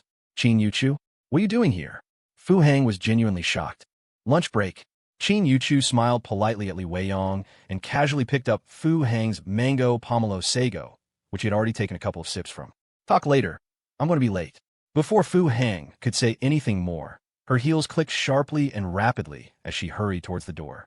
Fu Hang's gaze followed her until her figure disappeared through the doorway, still not quite processing what had just happened. A cold autumn breeze swept through the shop.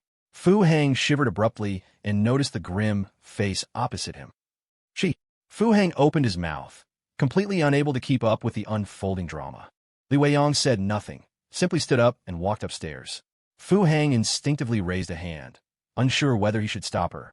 The curtain was pulled aside, revealing Li Weiyang's grim, frosty face. The spacious attic had only a double bed, just one bed and nothing else.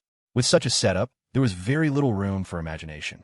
The options were extremely limited, especially since Yuchu had left in a hurry. The bedsheets were now disheveled, a shocking sight. A storeroom. Tilting her head, her brow furrowed, Li Weiyang's voice was exceptionally cold. Fu Heng opened his mouth, staring blankly at Xia Xiaofeng. Xia Xiaofeng had already turned around when Yuchu came downstairs and was now at the sink, dismantling and washing the barely used shaved ice machine. Li Weiyang took a deep breath, the coldness on her face gradually receding as she walked slowly down the stairs. That made sense. If yesterday's confession was a meticulously planned marketing stunt, then the script naturally couldn't be taken seriously. The hired singer-actor and the campus belle couldn't possibly be a real couple. Had she really underestimated him before? Or was it because of her that he had truly changed so much? To drive traffic for marketing, he'd actually have his own woman act out such a scene? How could you let girls sleep in a place like this? An apartment nearby is only a few thousand a month. It's so busy down here with people coming and going. Or perhaps you have this kind of fetish. Li Weiyang's voice had regained its composure, but her eyes were exceptionally cold. Fu Heng felt his left tonsil throbbing. What the hell was this? You've really changed, Li Weiyang threw out coldly, storming out of the milk tea shop without a backward glance. What's going on? Fu Heng, speechless, rushed behind the counter and grabbed Xia Xiaofeng. I warned you, Xia Xiaofeng said innocently. Why was she up there? Fu Heng's eyes widened. Xia Xiaofeng blinked. Your woman was sleeping in your bed, and you're asking me why? Damn it. Fu Heng realized it too, cursed under his breath, and slumped back into his chair. Staring at the half-finished mango pomelo sago in front of him, his expression was uglier than a constipated man's. He felt incredibly wronged. Who would have thought they'd encounter such a dramatic showdown after only being open for 2 days? With this incident, how much would her affection score drop? All his hard work, diligence, humility, and respectful sucking up. How many days would it take? Wait, affection score dropping.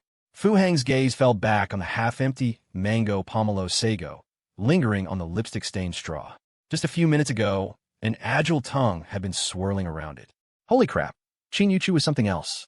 With that buff, Li Weiyang wouldn't be back at full health, would she? Yuan Wood Trading, 28th floor. Shen Qingluan watched the figure walk into the office through the blinds, her eyes narrowing slightly. On her left was a phone playing the viral campus confession video. On her right was an internal document, a project proposal for down jackets from Project Team 2. You really are audacious, aren't you? Shen Qingluan withdrew her gaze, her eyes sweeping past the phone screen to stop at the signature on the project proposal. After pondering for a long time, she took out a sticky note from under her desk nameplate, which detailed the contact information for several headhunting firms. Lawyer Zhang had given it to her this morning. Recalling Lawyer Zhang's ambiguous instructions, a flicker of excitement crossed Shen Qingluan's eyes. The position of project department head was about to open up. She had guessed this yesterday. It was just that back then, this HR manager couldn't intervene in appointments at this level. As for now, Shen Qingluan put down the sticky note with the headhunting firms and pulled out a list she had compiled that morning. Her gaze involuntarily fell on the name of the deputy head of the project department, Li Tianming. Unfortunately, she was a step too slow. In that case, a smile curved Shen Qingluan's lips as she picked up her phone, checking the numbers on the sticky note. The moment she switched her phone screen, she looked at the youthful, beautiful figure on it, a meaningful smile gracing her face. Li Weiyang sat in her car, her eyes staring blankly at the dashboard. She had been sitting in the parking lot for a long time. The inexplicable anger had now faded, but another kind of silent loneliness and melancholy filled the space. The gardenia-scented car air freshener was still fresh, and she suddenly remembered. Fu Heng seemed to have given it to her.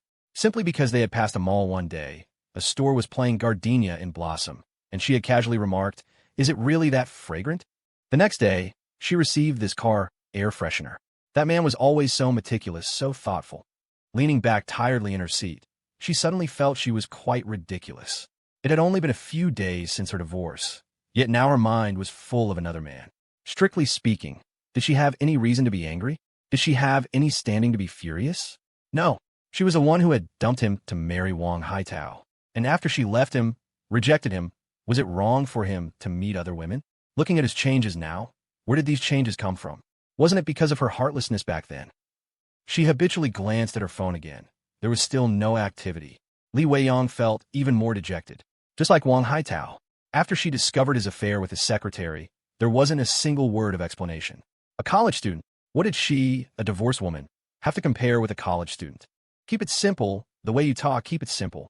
Riding his beloved little e-bike, Fu Hang hummed a golden hit from a parallel world, a look of utter contentment on his face. Another day, another early clock out. 5 minutes ago, Shen Qingluan had replied, "Company dinner tonight." Her reply was quite formal, the subtext clearly, "No time for you tonight." Then, the system notification chimed. Today's salary of 300,000 yuan has been credited. Current conquest target Shen Qingluan's favorability, 72. 58%. Li Weiyang, returning 69. 52%. Please continue your efforts, host. Shen Qingluan had dropped straight to 72. 58%. This was an excellent sign. Getting her that promotion had been a stroke of genius. Moreover, it opened up a new line of thought for Fu Hang. Since this worked, what if Shen Qingluan went off the rails someday and her favorability suddenly spiked again? Could he repeat the tactic? Promote her straight to vice president. Of course, what made Fu Hang even happier was that Li Weiyang, this returning customer, had finally dropped below 70%. That was the best news of the day. Actually, when he saw Li Weiyang's favorability shoot past 70% after her return yesterday, he'd felt a twinge of regret. He felt he'd been too reckless, too focused on damage output. You needed to stay alive to have DPS, to have GDP, especially after seeing that maliciously seductive straw-licking display today. Was she trying to test his mettle with that? Fortunately, he'd had the foresight to plant a contingency. Indeed, as they say, failing to plan for the future invites trouble at your doorstep. Kindness always gets repaid in the most unexpected ways. His phone vibrated in his pocket. Fu Hang's mouth twitched. His good mood instantly soured. Damn it, forgot to turn it off again. Pulling over to the side of the road, Fu Hang took out his phone. Yuchu. Fu Hang paused, then breathed a sigh of relief. Not overtime. Thank goodness. What's up? Fu Hang answered. Are you back? Yeah. Fu Hang sounded a bit cold. Honestly, he was still uncomfortable about her just showing up and lying on his bed without a word. It wasn't that he was a neat freak, but this kind of behavior could easily affect his work. Today was a fluke. If she pulled that stunt again, things could get really ugly. Are you angry? What would I be angry about? Fu Hang scoffed. Is Li Weiyang angry? A little, I guess. Didn't manage to soothe her? Seriously, what do you want? Fu Hang was getting impatient. I got a package, but I can't carry it upstairs. What did you buy? A standing garment steamer. Fu Hang fell silent. 100 reasons to refuse spun through his mind like a slot machine, finally landing on 3 words. Where are you? At the milk tea shop. Yuchu's voice suddenly brightened. Fu Hang hung up, rolling his eyes speechlessly. Fine, whatever. Who could blame him when this woman had actually done him a favor today? He had a hunch that this woman might play a fate-defying role in his work ahead. Right, even if she couldn't become a client, she'd be a very useful tool. A pawn entering the fray can sometimes turn the tide against fate. Guess women really can hold up half the sky, after all. The little e-bike returned to the milk tea shop. From a distance, Fu Hang spotted the pretty figure. She stood quietly by the entrance, holding a yellow helmet adorned with a colorful toy rotor. They exchanged almost no words. Fu Hang stopped, the girl hopped on, and as her hands rested on his shoulders, the e-bike started up again.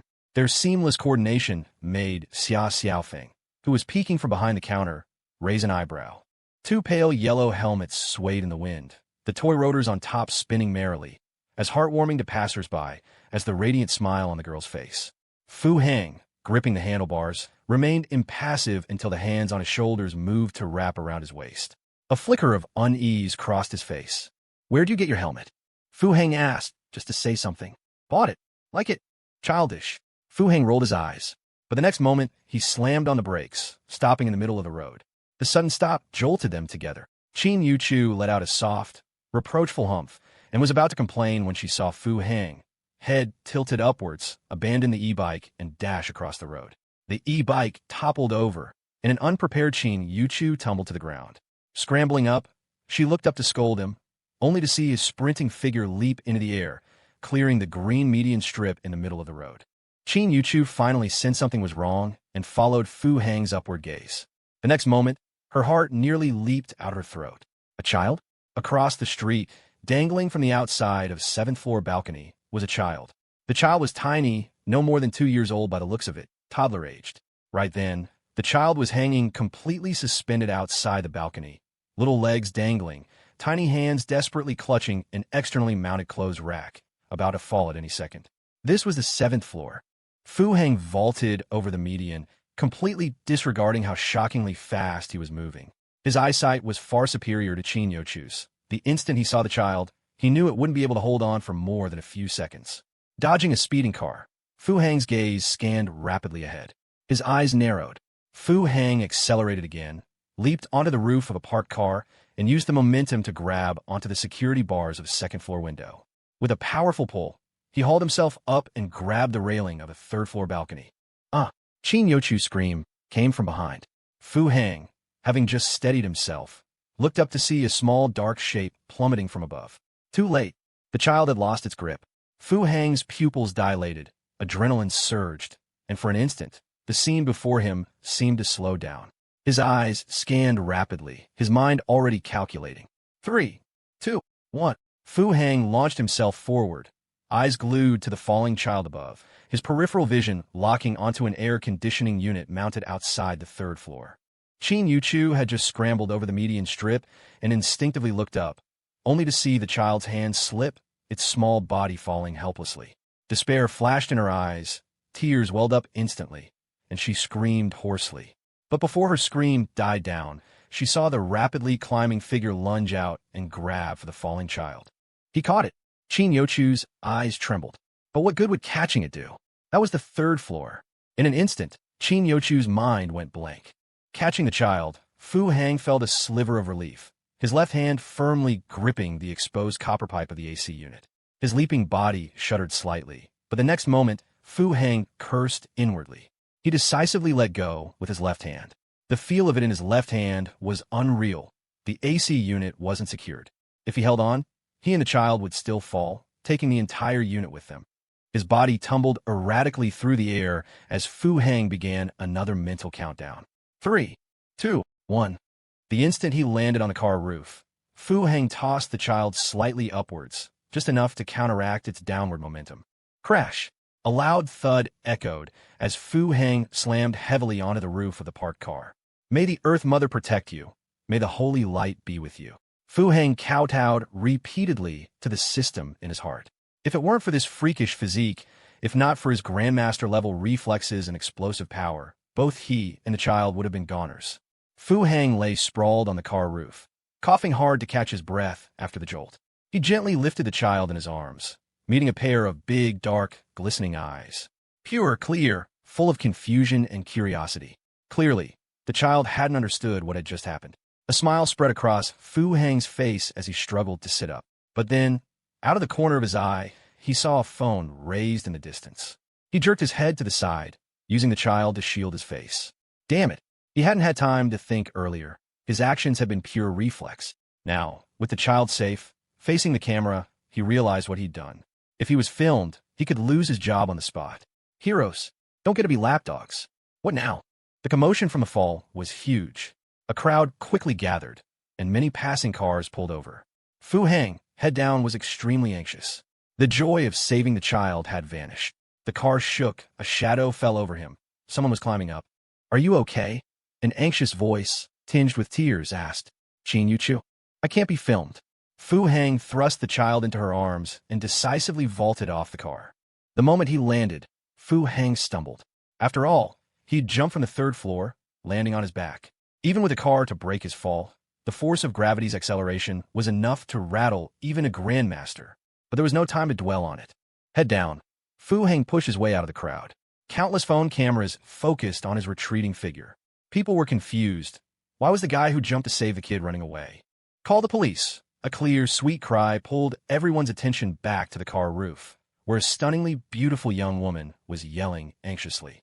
10 minutes later, Fu Heng received a call from Qin Yuchu. The police had arrived. She explained everything to the police. While the officers took the child to contact its parents, Qin Yuchu worried about Fu Heng's injuries. After Fu Heng repeatedly assured her he was fine, Qin Yuchu hung up, not mentioning a word about why he had left in such a hurry. Half an hour later, Qin Yuchu called Fu Heng again, wanting to ask where he was so she could go to him. But the call wouldn't go through.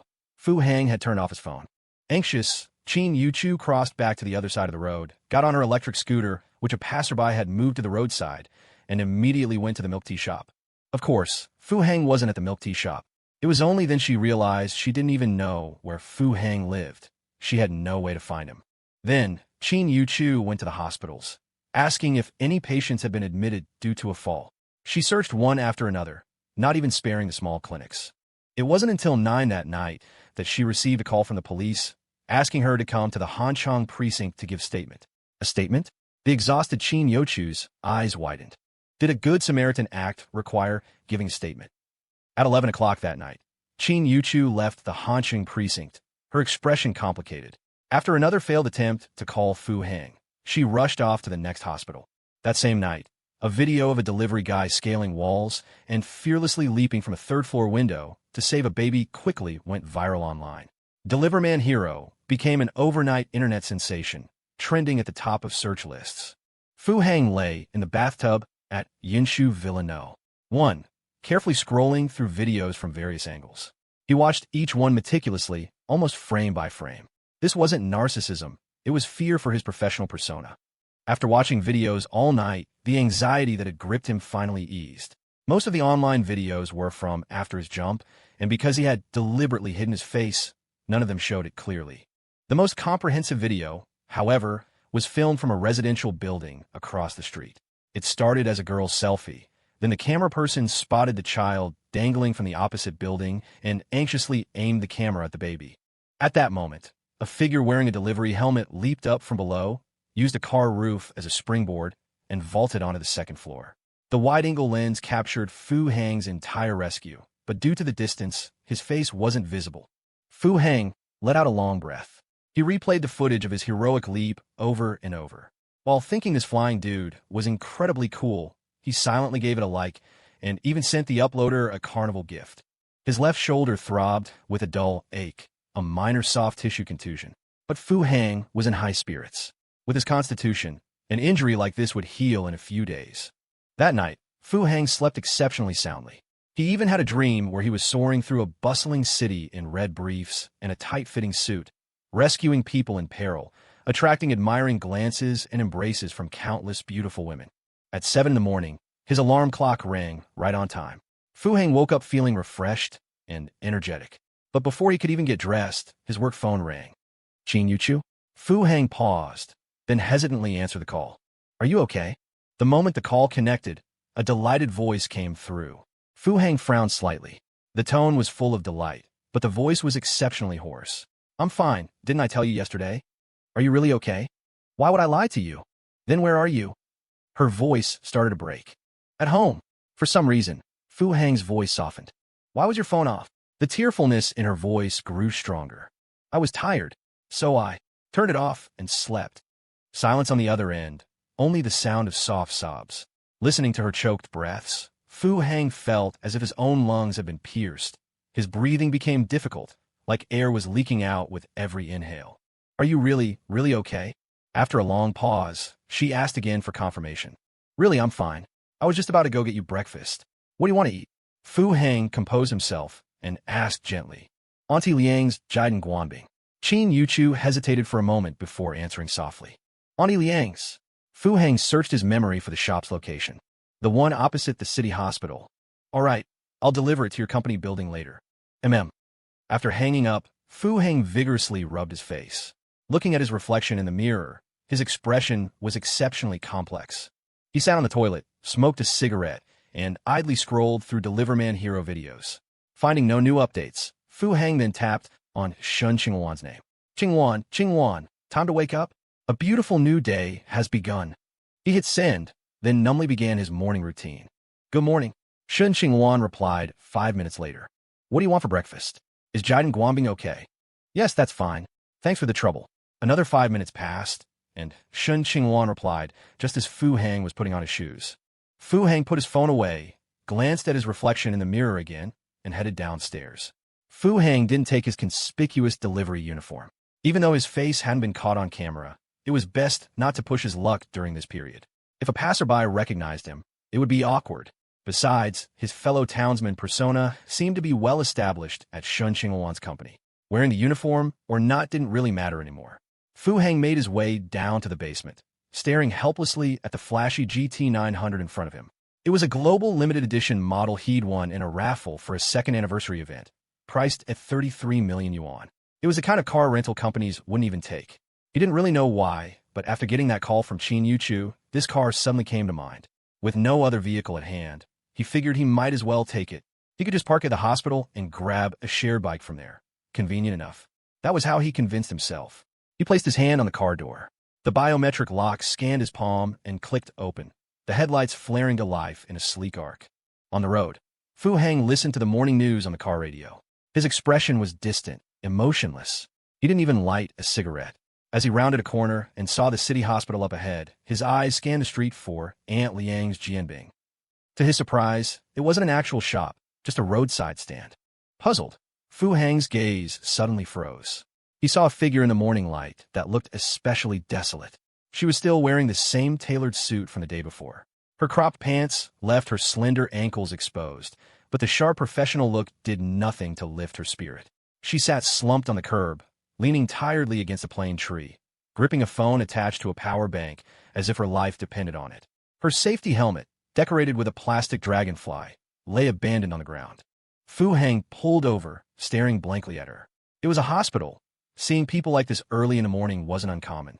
But in that moment, a flood of thoughts filled his mind. He knew her expression had nothing to do with the hospital or illness. The luxury car parked on the side of the road attracted some attention, but people out hustling in the early hours didn't have time for gossip. They glanced, then moved on. The girl sitting there didn't even look up. Not until someone sat down beside her. She turned her head sluggishly. When she saw who it was, something flickered in her eyes. The next second, she tossed the phone aside and reached for Fu Heng, her hands brushing over his chest and back. Quick, but careful. He knew what she was doing and didn't resist, just silently watched her. Her hair was a bit messy, red veins laced her eyes, sign she hadn't slept all night. When her fingers pressed against his injured shoulder, a jolt of pain shot through him. But he didn't even flinch. "I told you, I'm fine." Fu Heng caught her hands, picked up the phone from the ground, and gently pulled her to her feet. Yuchu didn't say a word. She just stared into his eyes, and then she smiled, a tear-streaked smile. Fu Heng led her by the hand to the jianbing stand. 3 jianbing, one with double tenderloin, no scallions, ginger, or garlic. The other 2 with pork floss and sweet chili sauce. Shen Qingluan didn't eat scallions, ginger, or garlic in the morning. The Andy at the stand was cheerful and efficient, but fell silent when she noticed Yuchu's lowered head. She had seen the girl sitting there when she first set up shop. Probably someone with a family member in the hospital. She'd seen it countless times. Nothing more to say. She'd noticed the luxury car and that Fu Heng had stepped out of it. That made her even more hesitant to comment. If it wasn't about money, then the illness must be serious. With the 3 jianbing in hand, Fu Heng turned and stopped a passing delivery rider. 500 yuan. Priority delivery to Yuanbua Trading. I'll pay now. Before the rider could reply, Fu Heng held out a payment QR code. The rider accepted the jianbing without hesitation, took down the recipient's phone number, and dashed off with a grin. Yuchu remained silent, watching as Fu Heng typed out a message. "Qingluan, something urgent came up. I can't make it in, but I've arranged a delivery. Keep an eye out for it." He hit send, then led Yuchu to the GT900. Only when he opened the passenger door did she realize he had driven. "My e-scooter's still over there," she said hesitantly. "It'll be fine," Fu Heng said, resting his hand on the doorframe and gently nudging her into the car. A rideshare car passed by just then. In the back seat, a woman was scrolling through her phone. When she saw the message notification pop up, she frowned slightly. She was still thinking about how to reply when a luxury car caught her eye. The next second, her body went rigid. Yuchu. Shen Qingluan's eyes widened as she whipped her head around. A bus drove by, blocking her view. That was Yuchu. She hadn't even changed clothes. And that was the president with her. That was his car. Damn it. She hadn't gotten a clear look.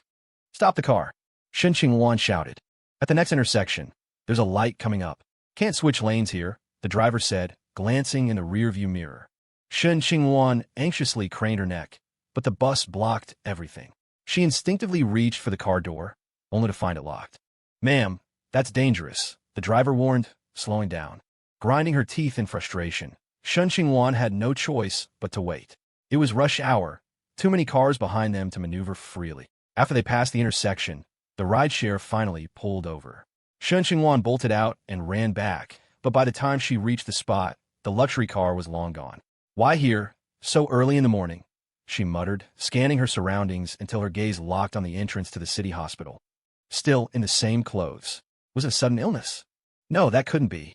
If they were going to the hospital, they'd have parked in the lot. This wasn't even a legal spot. Nobody would risk a fine just to stop here. As she puzzled it over, her eyes swept past Aunt Liang's Jianbing stall, but didn't linger. She hailed another car from the curb. While she waited, she pulled up a luxury car site on her phone. The moment it loaded, the GT900 was on the homepage. Price tag, $33 million. She stared at the number, her expression unreadable. The GT900 pulled straight into Yuchu's residential compound. The security guard at the gate didn't even ask questions, just raised the barrier. Eat your jianbing first, then take a shower and get some rest, Fu Hang said gently as they sat on the couch in her new place. Yuchu nodded, quietly taking the food. They sat on opposite ends of the three-seater, just enough space between them for one more person.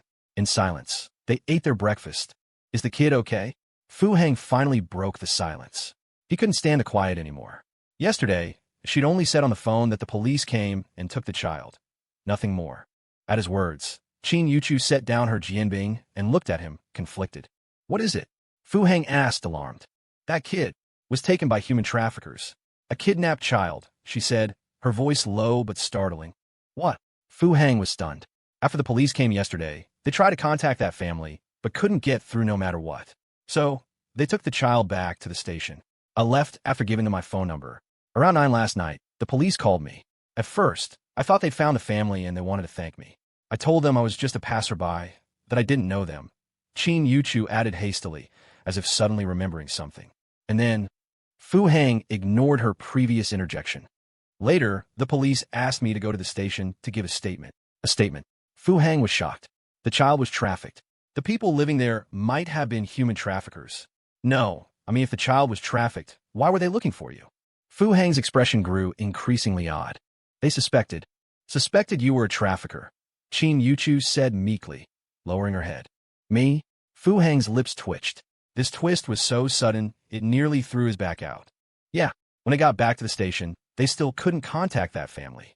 Records showed a tenant lived there, but the phone number was unreachable. Then they sent officers to the scene again, but still couldn't find anyone. They interviewed the neighbors, but no one knew them. They didn't even know there was a child in that apartment. This alerted the investigating officers. While applying for authorization for forced entry, they started cross-referencing information. Soon, they found a child matching the description online who had been abducted 6 days ago, and whose family had already reported it to the police. This is all what the police who questioned me told me later. How did I become a human trafficker? Fu Hang still couldn't accept it. I risked my life to save a child, and I end up a suspect. The witness statements only recorded seeing you fall from the building holding the child, then leaving the child and running off immediately. Fu Hang was speechless. Logically, I did look very suspicious. But then the police saw the delivery hero video online. They saw you running over from across the street. So they apologized to me, explained the situation, and even said they want to give you a Good Samaritan award. Someone even asked me if you were a retired Special Forces soldier. Yuchu's spirits suddenly lifted. You told them you knew me? Fu Hang's face fell again. They later found surveillance footage from that street section and saw us arrive on an electric scooter. But I told them you don't like fame and don't want people to see your face. Fu Hang bit into his jianbing, feeling utterly defeated. Ultimately, I couldn't escape it. Makes sense, though. With today's technology, it's really not hard for the authorities to find someone. With a Good Samaritan award involved, it's impossible to keep it under wraps. I told them we're afraid of retaliation from the traffickers. Yuchu said suddenly, her tone serious. Fu Hang's eyes lit up, and he looked at Yuchu with pleasant surprise. A top student indeed, her mind works so fast. That a great angle. The police would have to consider that. You were at the police station the whole time? Fu Hang frowned. If that was true, he felt a deep discomfort. Were they interrogating her like a criminal? All night? No. I left around 11, Yuchu said, lowering her head again. The scooter must have run out of battery, right? Fu Hang's eyes flickered. He guessed where she had gone after leaving the station. Yeah, I waited at the city hospital afterwards. Fu Hang was speechless. Something deep inside him was stirred, as if by a thorny stick. Damn it, this time he knew what that stirring feeling was. Hurry up and eat. Get some sleep after, Fu Hang said, standing up and placing his unfinished jianbing on the table. Where are you going? Yuchu asked, startled. To get a package, Fu Hang said with a smile. Walking back with the package, Fu Hang received a text message. It was from Yuchu, an 8-digit number. Fu Hang knew it was the code for the new apartment's door lock. Fu Hang stared at the number for a long time before replying with another string of digits. This is my other phone number. If you can't reach the other one, this one will definitely go through. He opened the door with the code. Yuchu was no longer in the living room. The master bedroom door was closed, and the faint sound of running water came from within. Fu Hang sat down quietly in the living room, unwrapped the package, and began assembling a standing steam iron. The sound of running water from the master bedroom stopped, followed by the slap of slippers on the floor, and then the hum of a hairdryer. Fu Hang got up, poured himself a glass of water, and drank it in one gulp. He set the iron aside and sat back down on the sofa in silence. After Fu Hang finished a cigarette, the hairdryer stopped. He stubbed out the cigarette, waved his hand to disperse the smoke, and felt thirsty again. After downing a second glass of water, Fu Hang remembered his unfinished jianbing and started eating it earnestly. There was no sound from the master bedroom, as if the person inside had fallen asleep. Fu Hang looked around, wanted to find something to do. Only then did he realize with surprise that the apartment was exceptionally clean and tidy. The tabletops were spotless, the floor gleaming like a mirror. Agitated, he walked to the balcony, only to see clothes hanging out to dry. Some he wanted to look at, some he didn't dare to. He coughed loudly, sat back on the sofa, and lit another cigarette. But after only a few puffs, he stubbed it out, stood up calmly, and walked to the master bedroom door. She's not a client. She's not bound by the system's rules. Fu Hang reminded himself. Then he reached out, grasped the doorknob, and turned it gently. As expected, the door wasn't locked. Like a thief, he pushed the door open a crack. A softly curved back came into view. She was wearing a silk slip nightgown, a blanket draped over her, her exposed calves appearing exceptionally fair. Fu Hang's eyes flickered, his hand on the doorknob trembling slightly. Ding dong! The phone on the table chimed. Fu Hang jolted, nervously pulled the door shut, and practically leaped towards his phone. Yuchu, lying on her side, trembled slightly, but didn't open her eyes, remaining in the same position. Fu Hang had opened the door very quietly. She hadn't heard it, but the faint scent of smoke wafted in, and she knew the door had been opened. The sound of it closing was a bit louder. She heard that. A faint smile touched her lips. She still didn't open her eyes, remaining quietly with them closed, as if she had truly fallen asleep. Fu Hang grabbed his phone and ran to the balcony. He stared at the screen, slightly stunned. The text message had only 4 words. It's you, right? Sender. Li Weiyong. Holy crap. You can recognize a back view in 480p? Fu Hang instantly understood what she meant. And only then did he remember he had a double pay task here he'd forgotten to clock in for. But logically, I only wore the delivery uniform in front of you once. If anyone should recognize me, it should be Shen Qingluan first, right? I wear this in front of her every day. Fu Hang was speechless, not knowing how to reply. The next moment, the phone in his hand vibrated. An incoming call. Shen Qingluan. Qingluan, did you get your breakfast?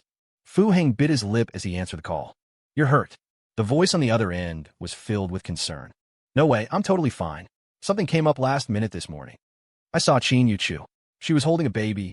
Shen Qingluan cut him off. Fu Hang froze. Damn it. He'd been so focused on whether he had been caught on camera that he completely forgot Yuchu was clearly visible in the video. Are you at the hospital right now? Shen Qingluan pressed. No. I swear I'm not hurt. Fu Hang explained earnestly. Really? Have I ever lied to you? What do you want for lunch? I'll bring it over. You'll see me in person and know I'm fine. He was trying to salvage the situation. Silence on the other end. Get some rest the next few days. No need to bring me food. I can eat at the cafeteria. I'm really fine. Be good, okay? Shen Qingluan was unusually firm.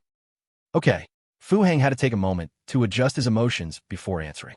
After hanging up, Shen Qingluan stared at her phone dazed. She'd only seen the viral video of the delivery hero after arriving at the office and eating breakfast. After watching it several times and seeing Yuchu holding a child, she immediately thought of Fu Hang. With breakfast still in hand, she figured he must have been injured. It made sense to call him. But Fu Hang sounded so confident, even offering to deliver lunch, which left her confused. Maybe he wasn't hurt, or at least not badly. Still, someone fell from a building. Why was he offering to bring her food? She couldn't do it. There had to be a limit to taking advantage of someone. Once that limit was crossed, the backlash could be brutal, sometimes even dangerous. The news was full of those kinds of stories. Call them simps or backups. These people live for the thrill of one-sided devotion. But when that emotional high turned into a burden, all that giving turned into resentment. That selfless love? It became a demand for repayment. She sighed and turned her head, instinctively glancing at the office across from hers. Yuchu wasn't at work. Wait, she wasn't. She was at the hospital this morning, and she was there yesterday when Fu Heng saved someone. Fu Heng got hurt. Yuchu took him to the hospital and stayed with him. The CEO went to the hospital to pick up Yuchu. All of a sudden, it clicked into place. Then, did Fu Heng meet the CEO? That fleeting glance from this morning. She'd first noticed the luxury car, then Yuchu. She barely caught a glimpse of a man opening the door for her. She didn't see his height, build, or face clearly at all. Almost without thinking, Shen Qingluan called Fu Heng again. The number you're calling is currently on another call. Busy. She called again. Fu Heng had just ended the call and was still on the balcony when his phone rang again. Leilu. Fu Heng stared at the flashing screen, feeling exhausted. She was nothing like Shen Qingluan. Much harder to fool. Even if Shen Qingluan found out he was the delivery hero, she wouldn't react too much. Her resolve was strong. She didn't fear emotional storms. But Leilu? She was all emotion. A single spark could set her off. The phone stopped buzzing, then immediately started again. Still Leilu. Fu Heng knew if he didn't pick up, she'd keep calling until he shut his phone off. Wei-yong, he answered. Where are you? Her voice was unusually urgent. I'm at home. Don't lie to me. Which hospital? Tell me, she shouted. I swear I'm home. I'm not hurt. Send me your address. I'm coming over now. Fu Heng froze. He could hear her footsteps, quick and frantic, then the sound of a door slamming shut. Knew it. He tilted his head toward the sky, letting the tears stay unshed. Is Yuchu with you?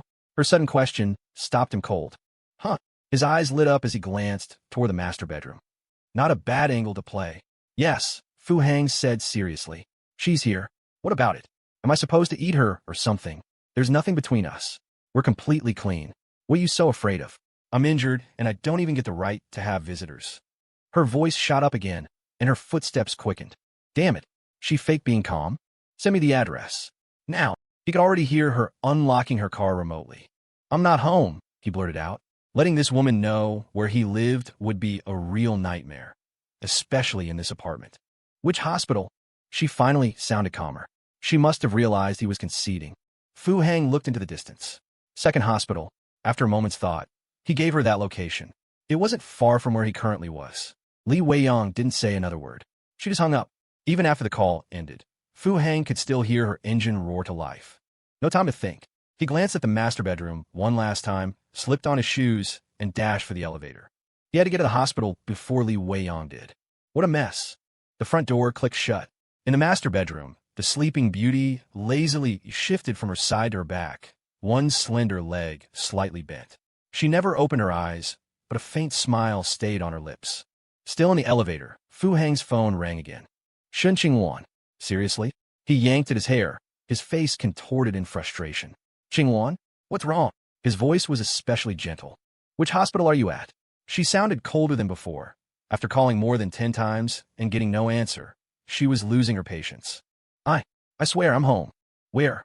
Send me the address. Her tone was calm, but icy. A script, huh?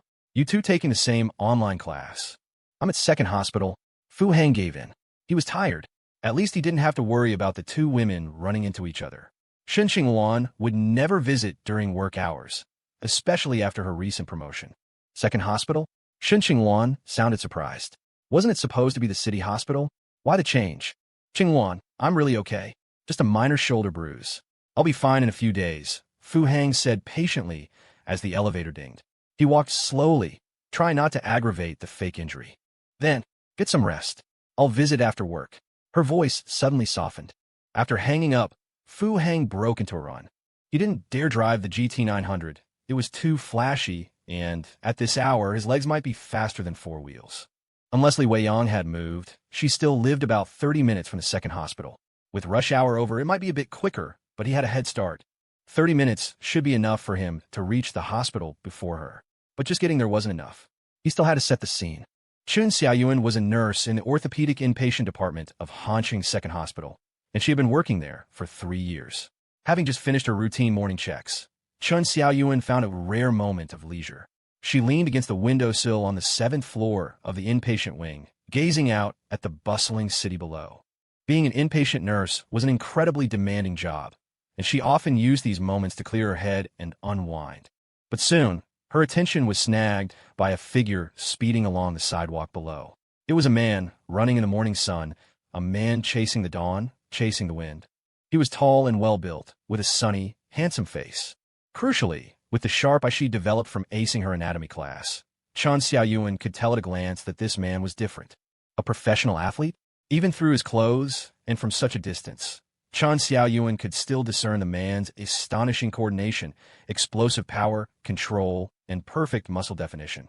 Thanks to a combination of professional habit and personal interest, her phone, with an almost mischievous prescience, constantly pushed short videos of fitness gurus and athletic young men onto her feed.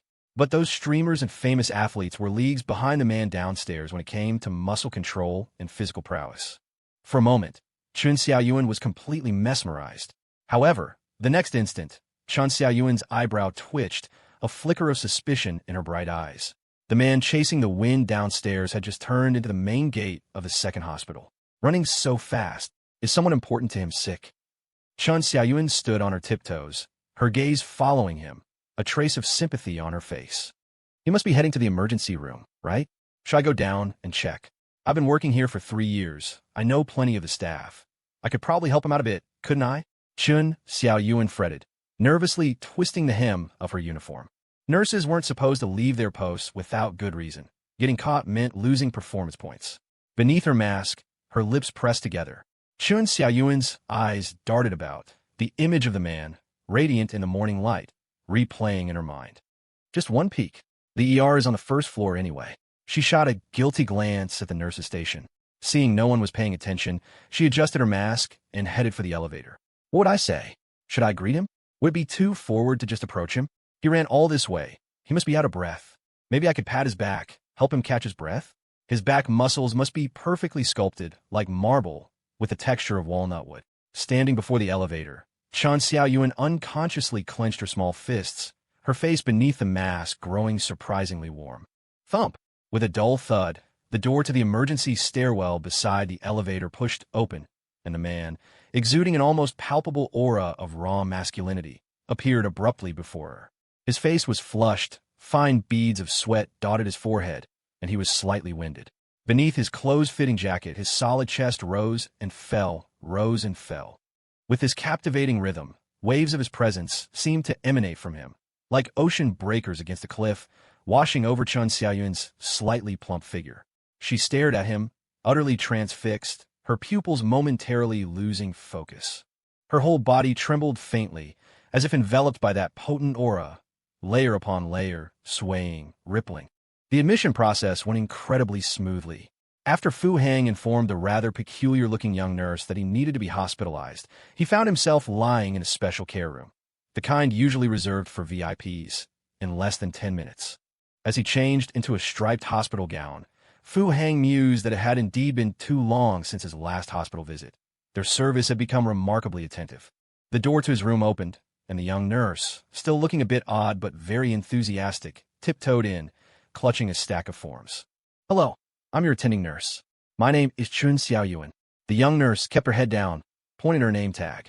It was pinned rather high, and from Fu Hang's angle, he couldn't quite make out the name. Hello, Fu Hang replied politely, looking down to fasten the buttons on the gown he'd just put on. I'll need your medical insurance information. Many of the upcoming tests can be covered, Chen Xiaoyuan said, her face flushing as her gaze involuntarily drifted to the faint outline of his 8-pack abs. Absolutely perfect. Risking my performance bonus was definitely worth it.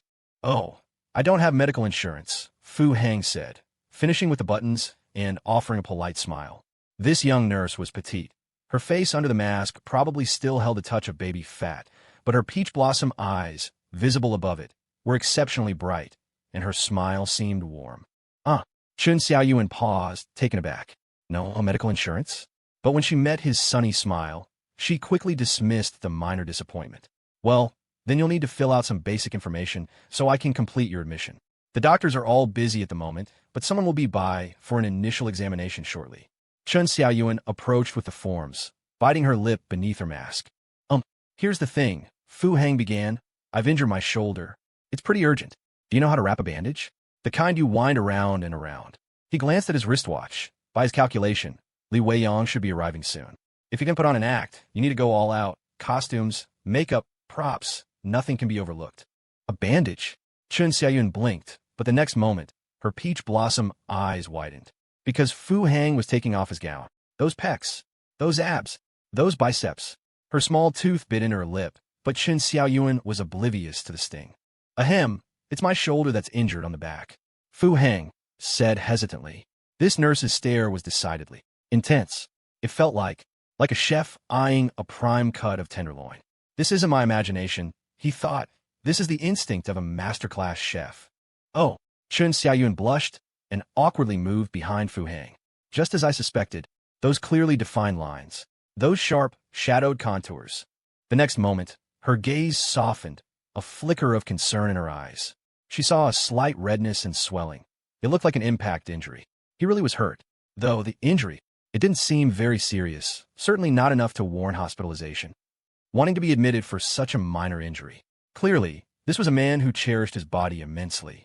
At this thought, Chun Xiaoyun felt a little reassured, entrusting this perfect specimen to my care. My heart swells with profound gratification. But then, another thought struck her. If you cherish your body so much, why were you running so recklessly just now? Don't you know you shouldn't engage in strenuous exercise when you're injured? For a moment, Chun Xiaoyun felt a surge of exasperation at his carelessness. Can you bandage it here? Fu Hang prompted again when the nurse remained motionless for a while. Li Weiyang had already texted him, asking for his room number. Of course, Chun Xiaoyun said, instantly straightening up, her reply concise and firm. So can we do it now? Fu Hang asked, slightly taken aback. Overly enthusiastic medical staff didn't exactly inspire confidence. Just a moment. The young nurse practically skipped out of the room. Fu Hang let out a long breath, looking silently at his vibrating phone. Li Weiyang must have arrived at the hospital. Seeing no reply, she was now calling. Fu Hang didn't answer. He switched apps, tapped on Li Weiyang's profile picture, and typed out the room number, but didn't hit send. The young nurse returned quickly, a roll of medical bandage in her hand, her eyes sparkling with eager anticipation. Fu Hang's mouth twitched. That feeling of being scrutinized by a chef intensified. This time, he felt like a 6-foot-long sea bass. Silently, he tapped send on his phone. Fu Hang cooperated with the young nurse, mentally running through his script, building his emotions. Sure enough, just as the young nurse had nearly finished wrapping the bandage and was about to tie it off, the rapid click-clack of high heels echoed from outside the room. The next moment, the door was pushed open. The unexpected visitor made Chun Xiaoyun, who had initially wanted to tie a cute heart-shaped bow on the bandage, opt for a more conventional wrap. After briefly explaining some precautions and reminding him that the doctor would be over soon, she sheepishly left the ward. Li Weiyang's aura was simply too overwhelming. The concern and tenderness that flowed from her eyes the moment she entered made Chun Xiaoyun feel as if being alone in the room with Fu Hang was a sin. Once the young nurse left, before Fu Hang could even lift a finger, Li Weiyang stepped forward and gently buttoned his shirt. Then, following the nurse's earlier instructions, Li Weiyang began to tidy up the ward. She boiled water using the kettle from the VIP room and wiped down the bedside table, armrests, and slippers with disinfectant alcohol. Finally, she even washed Fu Hang's face with warm water. She didn't utter a single word the entire time. Fu Hang appeared calm on the surface, but inside, he was a wreck. The worst-case scenario had occurred. Despite Li Weiyang's harsh and domineering tone on the phone, Fu Hang knew why she was acting this way. An emotional woman is easily moved. After confirming that he was the delivery hero who had recklessly leaped from the 3rd floor to save someone and subsequently fallen, this woman had clearly started to fall for him all on her own. Fu Hang had anticipated many countermeasures, but among all his meticulously designed plans, he had no effective way to handle this particular situation. You really have changed a lot. Li Weiyang remained silent, but Fu Hang couldn't let this charged atmosphere continue to build in the ward. Seeing the increasingly hazy affection in Li Weiyang's eyes, he felt he had to temporarily abandon his principles and scruples. Just yesterday, thanks to Qin Yuchu's divine intervention, Li Weiyang's affection level had, with great difficulty, dropped to 52%. He couldn't let all that effort go to waste. Fu Hang's meaning was clear. Li Weiyang had changed, matured, and learned how to care for people. In the past, as the pampered young lady she was, How would Li Weiyang have known any of this? Among all his clients, she was the one who truly lived in an ivory tower, her hands unsoiled by labor, her feet unfamiliar with the common earth, as if even nature catered to her every need. She was also the only one who had taken Fu Hang's fawning for granted. So what was growth? What caused it? Marriage. Attack their most cherished beliefs, for the best strategy is to conquer the heart. Li Weiyang's hand stilled, her hazy eyes flickered, and she silently sat down on the chair. The young nurse returned with a doctor from the inpatient department. After a brief inquiry, the doctor began to examine Fu Hang's injuries. The bandage, its initial purpose served, was unceremoniously removed, again by Chen Xiaoyuan. This time, however, under Li Weiyang's watchful gaze, Chen Xiaoyuan's movements were much more careful, devoid of those accidental touches. The doctor frowned slightly, then praised the bandaging technique as very professional. He had no idea that Chen Xiaoyuan had broken protocol, bandaging the patient without the attending doctor's permission. The doctor simply assumed it was first aid administered before Fu Hang arrived at the hospital. After all, based on the earlier questions and his observation, he judged Fu Hang's injuries to be minor. Fu Hang had claimed he was injured from falling off a chair while changing a light bulb. Such a trivial injury, yet he was in a VIP ward. And looking at the woman attending to him by his side, though not dripping with jewels, her attire was clearly expensive at a glance. Rich people. The doctor grumbled inwardly. A quick look at the wound confirmed his assessment. Absolutely nothing serious. Just a minor bruise. If he'd arrived a little later, it might have healed on its own. Preliminary observation shows no bone damage. But to be on the safe side, I recommend an MRI and some other tests, the doctor said, writing quickly on a medical chart and looking earnestly at Li Weiyang. You're taking this so seriously. If I, the doctor, just gloss over it, wouldn't that seem unprofessional? Li Weiyang politely thanked him and saw the doctor out of the ward. The young nurse, however, promptly took a syringe from the cart she had brought. What are you doing? Fu Hang yelped. Just moments ago, he'd been inwardly marveling at the doctor's diligence, appreciating that the doctor understood his predicament and hadn't kicked him out for wasting medical resources. He had clearly read the look in the doctor's eyes earlier. Disdain and contempt had been practically written on his face. Why were they actually going through with this? A blood draw for a routine blood test, the young nurse explained seriously. A blood draw isn't necessary, is it? Fu Hang's eyes widened. It wasn't that he was afraid of needles. He was afraid of the blood test. His current body. He wasn't even sure if he still counted as human. If a scientist suddenly appeared and told him, "You're actually a cyborg," he would most likely believe it. A routine blood test is necessary. Don't worry, I'm very good at this, it won't hurt. Seeing Fu Hang's terrified expression, the young nurse's charming eyes crinkled into a smile, and her tone was exactly like that of an older sister coaxing a child to get a shot. Be good. Listen to the nurse. Li Weiyang leaned in and took Fu Hang's hand. This was the first thing Li Weiyang had said since entering the room. Damn it. Fu Hang actually sensed a hint of Fu Wanxing in those words. Reaping what he sowed, his mind was still reeling when he felt the needle prick his arm. He stared intently at the syringe. Thankfully, the bright red liquid looked reasonably normal. He had been genuinely worried the young nurse might draw out glistening golden synthetic motor oil. After drawing the blood, the young nurse carefully placed an oxygen mask on Fu Hang. She glanced at Li Weiyang again, seemingly deliberately, yet casually, and then quietly exited. Feeling the oxygen mask on his face, Fu Hang began to wonder if he'd forgotten that he had already bribed the doctor. An oxygen mask? Was this really necessary? Was this prop supplied by the set designer? What he didn't know was that the doctor who had just left was still debating whether to arrange a full physical examination for Fu Hang. Otherwise, it would hardly reflect the hospital's image of providing meticulous care, rigorous professionalism, unwavering dedication, and profound compassion. Silence descended upon the ward again, broken only by the rhythmic hiss of the oxygen machine. Fu Hang didn't know where to look, so he guiltily closed his eyes and feigned sleep. Li Weiyang, too, said nothing more, just sat there quietly, her eyes staring blankly at the floor. There lay a pair of blue slippers, the ones she had just disinfected with alcohol. Had she changed a lot? Yes. When had she ever wiped slippers for someone else?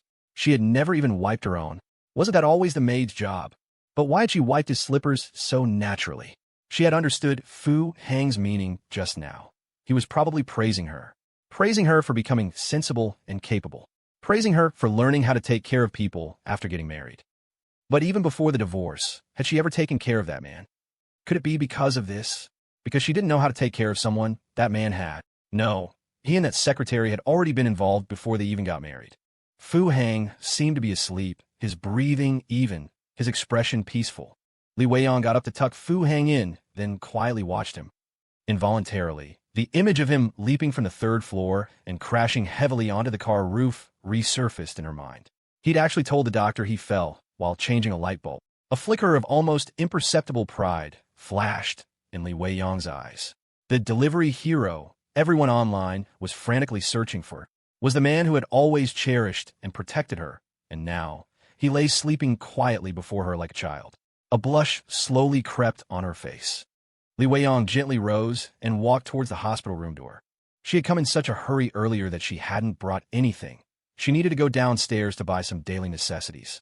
She needed to buy tissues. The ones in the hospital room were too rough. A water cup too, preferably with a straw, since it would be inconvenient for Fu Hang to drink lying down. And a cushion. His slung left arm must be uncomfortable. Propping it up would be better. Should she buy another pair of slippers? The current ones felt like the soles were very hard. The moment Li Weiyang left, Fu Hang's eyes snapped open. Damn it, I've overdone it. If I don't do something, I'm absolutely going to get the systems evaluation reward today. Even with his eyes closed just now, he could feel Li Weiyang's intense, adoring gaze. That look alone was a solid 88. 88% guaranteed full measure. But at this juncture, how could he break the deadlock? Bring Shen Qingluan in to hedge the risk? Never mind whether Shen Qingluan would even come, if she actually did. Shen Qingluan's favorability was currently on a downward curve, and her position as HR manager was solid, carrying significant weight. If things went wrong, it would be a disaster. Wouldn't he lose everything then? Unless absolutely necessary, he absolutely couldn't let his two clients meet. The future repercussions would be too great. Fu Hang squinted, thinking of that haggard face. Slightly dazed, he took out his phone and sent a text message. He couldn't bring himself to call her at a time like this. When Li Weiyang returned, laden with bags, the young nurse was rebandaging Fu Hang. This was Fu Hang's strong insistence. This prop would be needed for the next few scenes. Since the stage was already set, he was even planning to use it to ask Shen Qingluan for a few days of sick leave. The young nurse glanced suspiciously at the things in Li Weiyang's hands, secretly delighted. Was she planning a long stay here? From the doctor's instructions earlier, she had already guessed the general situation and had been worried Li Weiyang might figure things out and he'd be discharged the very next day. So what if he had a family? I'm not after him as a person, she thought. I just want to get my hands on this physique. Ahem. I mean, take care of the patient. What do you want for lunch? Li Weiyang asked as she sorted the items and put them in their respective places. This was the second thing Li Weiyang had said to Fu Hang. Air.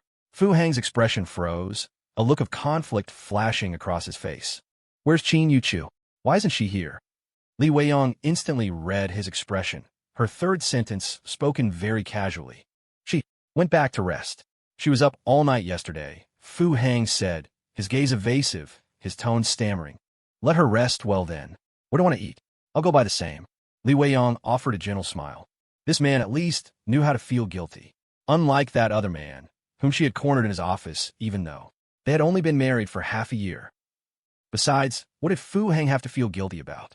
She was the one who had gotten off the bus first. If there was an empty seat, couldn't she let someone else take it?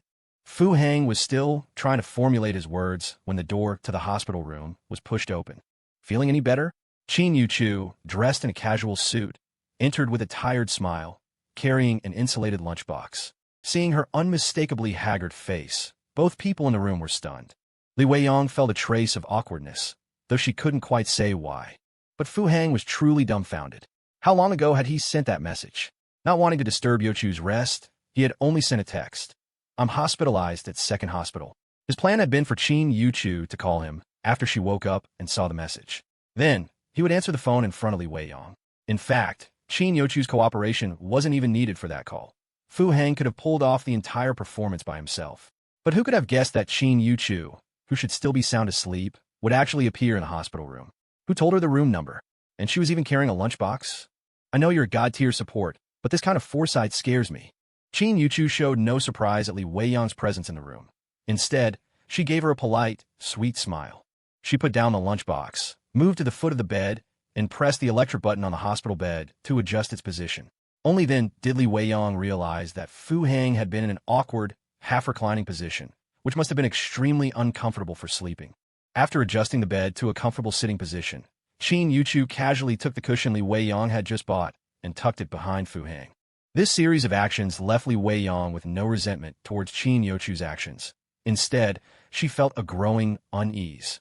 Then she watched awkwardly as Yuchu pulled up the bedside table, wiped it with the wet wipes Li Weiyang had just bought, and then laid out the food containers one by one. Slow-cooked plain congee with 4 small side dishes. It's a bit bland, but bear with it. I'll make you chicken soup tomorrow. Yuchu took out a tissue, tucked it into Fu Hang's collar, and then sat down beside him. Fu Hang showed a gratified and blissful smile, and the emotion that flickered in his eyes was not feigned. He had always been the one meticulously catering to others. This seemed to be the first time he had been treated this way himself. Li Weiyang turned her head away, her expression complicated, unable to bear watching the scene before her. This heartwarming scene made her feel a pang of sourness and bitterness. In that instant, she felt even more tormented than when she had pushed open that office door back then. Fu Hang shifted his position, about to raise his hand to take the spoon from Yuchu, but saw that she didn't hand it over. Instead, she carefully scooped up a spoonful, blew on it, tested the temperature with her lips, and then brought it to Fu Hang's mouth. Fu Hang almost instinctively opened his mouth and swallowed the congee that had just touched Yuchu's lips. Fu Hang couldn't taste much, but he was sure that this mouthful was definitely more delicious than the 298 yuan dish at Ping restaurant. You get some rest. I have things to do, so I'll get going. Li Weiyang couldn't sit still any longer. She was reluctant to leave, but the growing bitterness in her heart made it hard to breathe. Fu Hang wanted to say something, but as soon as he opened his mouth, another spoonful of congee was fed to him. Yuchu turned her head, gave Li Weiyang a grateful look, but showed no intention of getting up to see her off. Li Weiyang forced a smile and quickly left. With just that one glance, she had been relegated to a friend visiting the patient, while the one sitting there was clearly the family member providing care. What did the doctor say? Only after Li Weiyang left did Yuchu ask about his condition. Nothing serious. Fu Hang dropped the pretense, gave a perfunctory answer, and then voiced his confusion. How did you know I was here? Didn't you tell me? But I didn't tell you the room number. There's an information desk. You just have to ask, Yuchu said, looking at Fu Hang as if he were an idiot. But how did you also bring food? Yuchu didn't answer, merely glancing up at the wall clock. The meaning was clear. It was mealtime. I can manage myself. Really, I'm fine. Fu Hang struggled to sit up straighter. However, Yuchu ignored him and continued to feed him spoonful by spoonful, repeating her initial actions with every bite. In truth, the congee was no longer hot, but she deliberately touched each spoonful to her lips, and after feeding him, she would even lick her lips where the congee had touched them. Fu Hang swallowed hard, unsure if it was congee or something else he was gulping down. A different kind of sentiment once again filled the hospital room, but this time it felt exceptionally warm and harmonious. This wasn't Fu Hang's thought, but little nurse Chun Xiaoyuan's. She had come to ask if he needed help ordering food. The VIP ward offered such services. But when she entered, she was visibly stunned.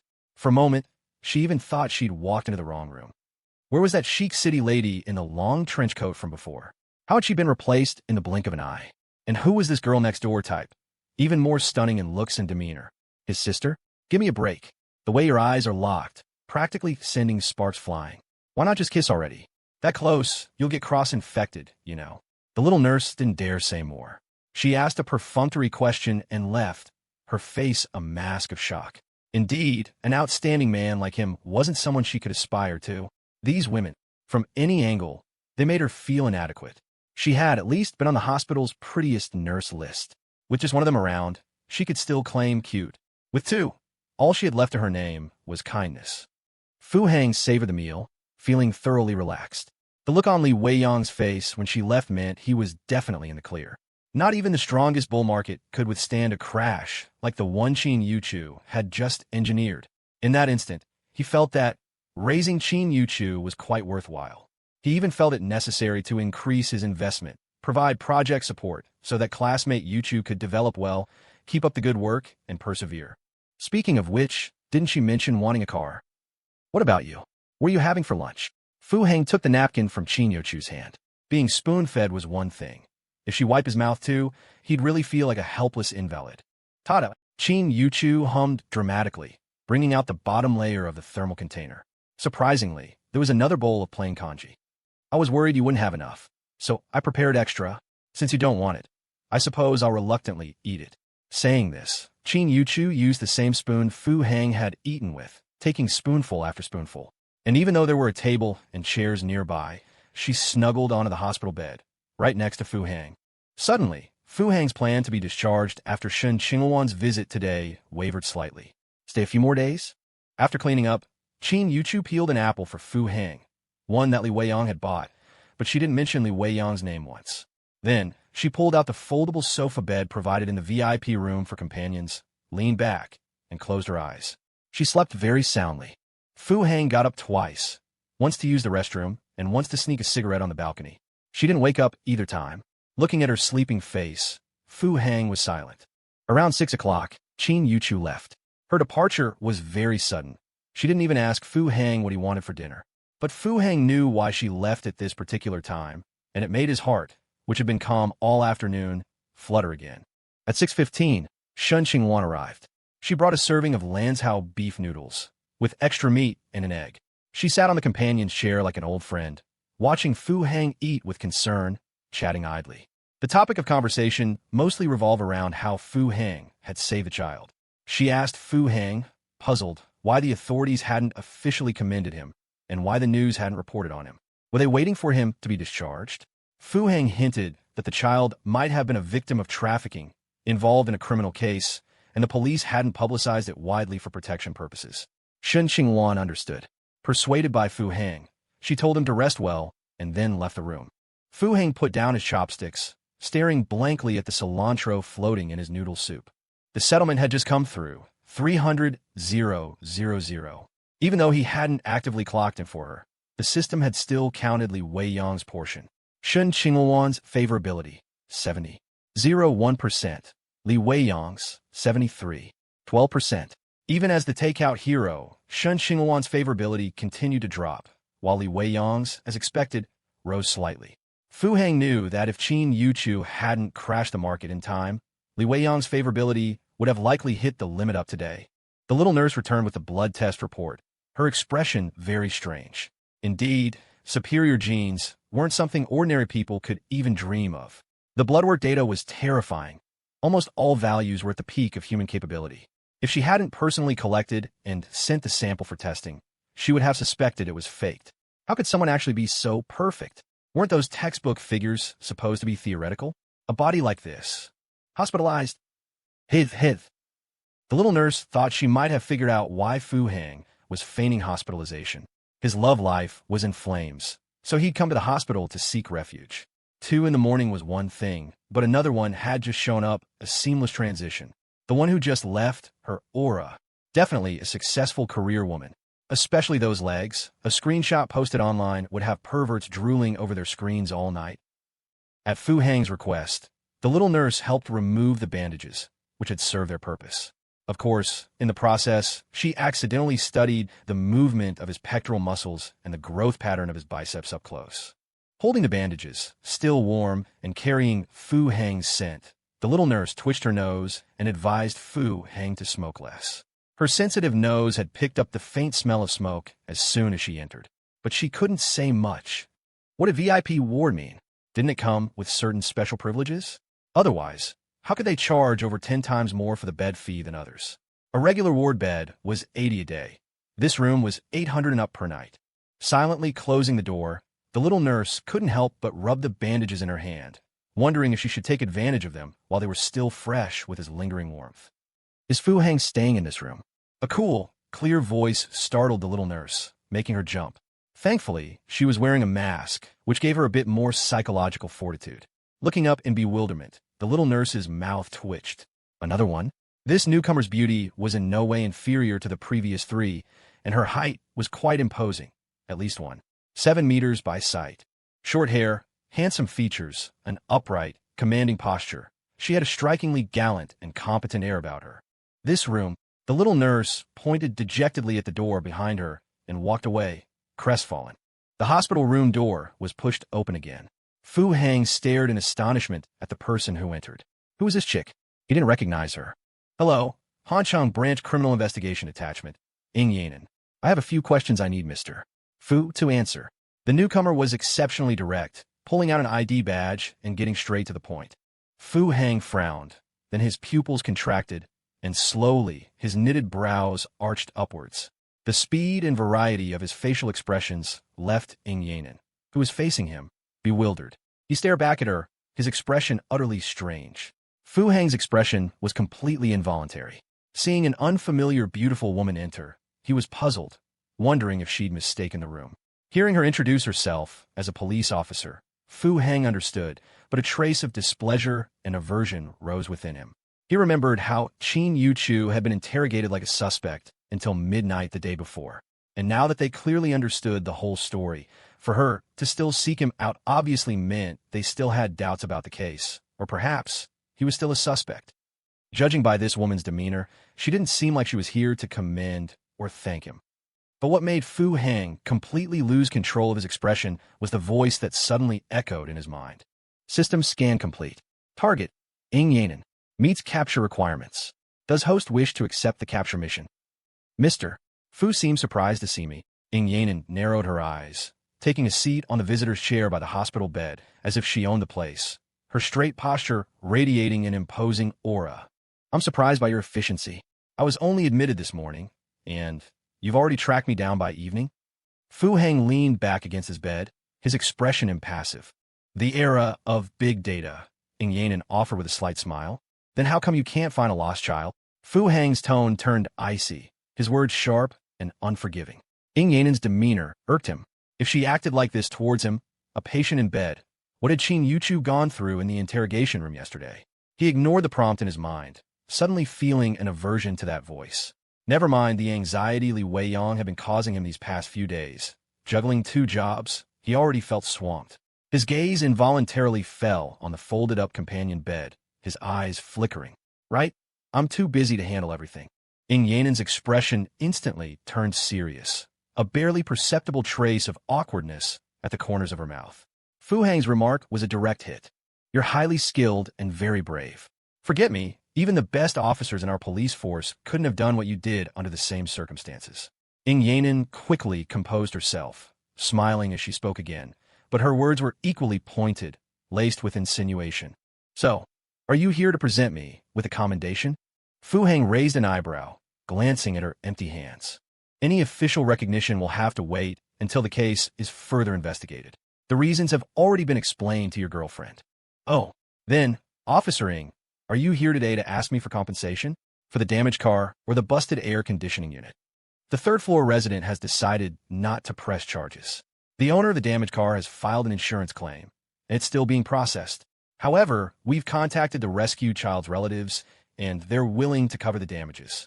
Ing Yanin spoke slowly, her well-defined nose making her cool, handsome features look even more businesslike. Fu Hang raised an eyebrow and said no more. You seem to harbor some hostility towards us police? Ing Yanin's eyes narrowed slightly, a faint smile playing on her lips. I risked my life to save someone, disregarding my own safety, and yet my friend and I were interrogated like suspects. Do you think I should have a favorable impression of you? Fu Hang chuckled. Besides, I rescued a kidnapped child. At this point, Fu Hang, still indignant, added another jab. But at that time, you couldn't have known it was a kidnapped child, could you? Ing Yanin's eyes lit up, the corners of her mouth curving. Hook, line, and sinker. Fu Hang was a loss for words. Acting courageously for a just cause, risking your own safety. Logically, there was no need to leave in such a hurry. Besides, you were injured. Wouldn't it have been better to wait for medical personnel? I don't like being in the spotlight. Fu Hang twitched his lips. This is a goddamn pain in the ass. How do I even explain this? It sounds so far-fetched logically. I can't just say I was afraid that becoming famous would stop me from being SIMP. Can I? Ing Yanin crossed her legs, the ball of her supporting foot tapping a steady rhythm on the floor, her gaze fixed intently on Fu Hang. This Fu Hang was definitely not as simple as he appeared. Last night, after watching the surveillance footage, the other officers had shifted their investigation focus. Only she, upon learning Fu Hang's name, had meticulously and discreetly looked into his background. His file was remarkably simple. A local, raised in a single-parent family. His mother had remarried a few years ago and moved abroad. After graduating from university, he seemed to be drifting aimlessly, bumming around, with registrations on food delivery and ride-hailing platforms. Unconvinced, Yanan also checked his bank account transactions. And then she found something suspicious. This deliver man, with no stable, respectable job, was spending money extravagantly. Her clearance level didn't allow her to access too much information, but the records of him buying an apartment for his girlfriend in full just a few days ago and spending over $100,000 on a single meal were enough to make her wary. Where did his money come from? So, she immediately took the information she'd found and reported it to her superior. Her superior took it seriously, but soon came back with an answer. The money came from an overseas account. The specific account couldn't be traced for now, but all procedures were legitimate, compliant, and legal, with all paperwork in order. It was likely from his mother abroad. The trail ended there. Her superior praised her diligence, but reminded her to focus her efforts in the right direction. The human traffickers hadn't reappeared. They had probably been alerted and gone into hiding. Although they had information on the tenant, finding someone deliberately concealing themselves in a vast sea of people was easier said than done. Moreover, the kidnapped child had an undisclosed, significant background. If the traffickers escaped, she wouldn't be able to face that person. With no effective leads developing, her attention turned back to Fu Hang. This afternoon, she contacted an old comrade of her father's, an uncle working in the economic crimes department. She pulled some strings, using her personal connections to investigate Fu Hang's assets. She couldn't believe that a man who himself lived in a rented apartment would spend $2 million to buy a flat for his girlfriend outright. Then, the reply from the uncle in the economic crimes department completely bewildered her. What exactly does your mother abroad do? Who did she remarry? Yuchu 1. You what trading? ADQ 7 aside. A GT 900 worth $33 million? You own this car, yet you buy a second-hand new energy vehicle? You take your girlfriend out on a dinky little electric scooter meant for deliveries. Of course, these were her questions in retrospect. At the time, her uncle's reply was very official, but the terminology was obscure and complex. The crucial point was that this was all they could find out for now. Since it wasn't directly related to an active case, his authority didn't permit a detailed investigation into the institution. But to put it simply, Fu Hang had the right to use, dispose of, and even transfer these assets, but they weren't his personal property. For the first time, she began to doubt her understanding of capital and legal common sense. No wonder her father preferred her to be in the dangerous criminal investigation division rather than the economic crimes unit. She couldn't understand the professional jargon her uncle used, so she anxiously asked just one question: was any of it illegal? The answer, however, was disheartening. Legitimate, compliant, and legal. All assets are protected by law. This information left her frustrated, but also more puzzled. Naturally, she couldn't report this information. Thinking of her superior's dissatisfied expression that morning and the child who still hadn't been returned, she gritted her teeth and decided to check out this man herself. And indeed, her hunch was right. A fall from the third floor would definitely cause injuries, and the footage of him leaving confirmed it. Following the hospital admission records, she had found his room. Fu Hang's strong animosity towards her only strengthened her suspicions. This man, there's something definitely wrong with him. You're rich. Yanan suddenly raised an eyebrow, tilting her chin up as she asked. As you can see, Fu Hang shrugged, his gaze sweeping over the hospital room, which was furnished like a hotel suite. Regarding his assets, Fu Hang believed that with the system's help, he could fool most people, but hiding them from government authorities? That was pure fantasy. Just as this police officer had said, it was the era of big data. But at the same time, he also trusted the system. It wouldn't lead him into a trap. The money had to be legitimate, compliant, and legal. If it couldn't even manage that, could it still be called a system? If you're so rich, why are you still a delivery guy? Yanan asked, feigning curiosity, her expression softening somewhat. Don't you read romance novels? Fu Hang replied calmly. Romance novels? Yanan paused. I do, but what does that have to do with you? Then, suspicion flickered in Yanan's eyes. The domineering CEO falls for me? The domineering CEO pretends to be a poor boy and falls for me? The domineering CEO pretends to be a poor delivery boy to get close to me, a divorced, unemployed single mom. Sure enough, the next moment, Fu Hang spoke in that incredibly smug, show-off tone. Since you doubt my motives for avoiding the spotlight, I might as well tell you why I can't appear on camera. Fu Hang sighed helplessly. You can check the hospital surveillance footage. Several young women visited this room today, and these are just the ones who recognized me from my back alone. Yanan was speechless. How can you be such a scumbag with such monumental arrogance? I've always had a weakness for beautiful women, and beautiful women have a weakness for me. Fu Hang suddenly grinned, a smile that sent shivers down Ing Yanen's spine and made her skin crawl. How could someone smile so creepily yet so confidently? Officer Ing, you're exactly my type. How about we exchange contact info? Fu Hang smoothly picked up his phone. Even lying in a hospital bed in a patient gown, he couldn't hide his playboy aura. He was on familiar turf, moving with practiced ease. Regarding the commendation, a colleague in charge will contact Mr. Fu later. Thank you again for risking your life to save that child. Your actions saved a family. Sorry to have disturbed you. I wish you a speedy recovery. Ing Yanen stood up, fighting the urge to deliver a roundhouse kick to his face, and walked straight out of the room. Of course, when she reached the nurse's station, she stopped the little nurse who was craning her neck curiously. Did Fu Hang have any visitors today? Ing Yanen's expression was grim. Well. Chen Xiaoyuan looked uneasy. Is this going to blow up in his face? Ing Yanen didn't say a word, just directly showed her police ID. Criminal Investigation Division. Chen Xiaoyuan's eyes widened. This guy has some serious nerve. He has a girlfriend in criminal investigation and still dares to mess around outside? She can check hotel records anytime. This concerns a case. Please answer truthfully. Ing Yanen's tone was calm, but her demeanor left no room for doubt. Yes, Chen Xiaoyuan pouted. Concerns a case. Yeah, right. I'll believe that when pigs fly. Men or women? Women. How many? 3. 4. 3 or 4. Counting you. 4. Chen Xiaoyuan was unusually honest. Since I'm not getting anything out of this, let's all go down together. Are they? Cough, cough. Pretty, Ing Yanen asked, as if possessed. You're all in the same league. Chen Xiaoyuan nodded, feeling dejected. This kind little nurse can only advise you to be a better person. Forget it. Where's the security room? Can you take me there? Ing Yanen felt she still needed to confirm it herself. Fu Hang's words made sense logically, but the man himself was just too strange. His skills, his decisiveness, even the top soldiers from Special Forces couldn't match that. Chen Xiaoyuan was completely dumbfounded. You still want to check the surveillance?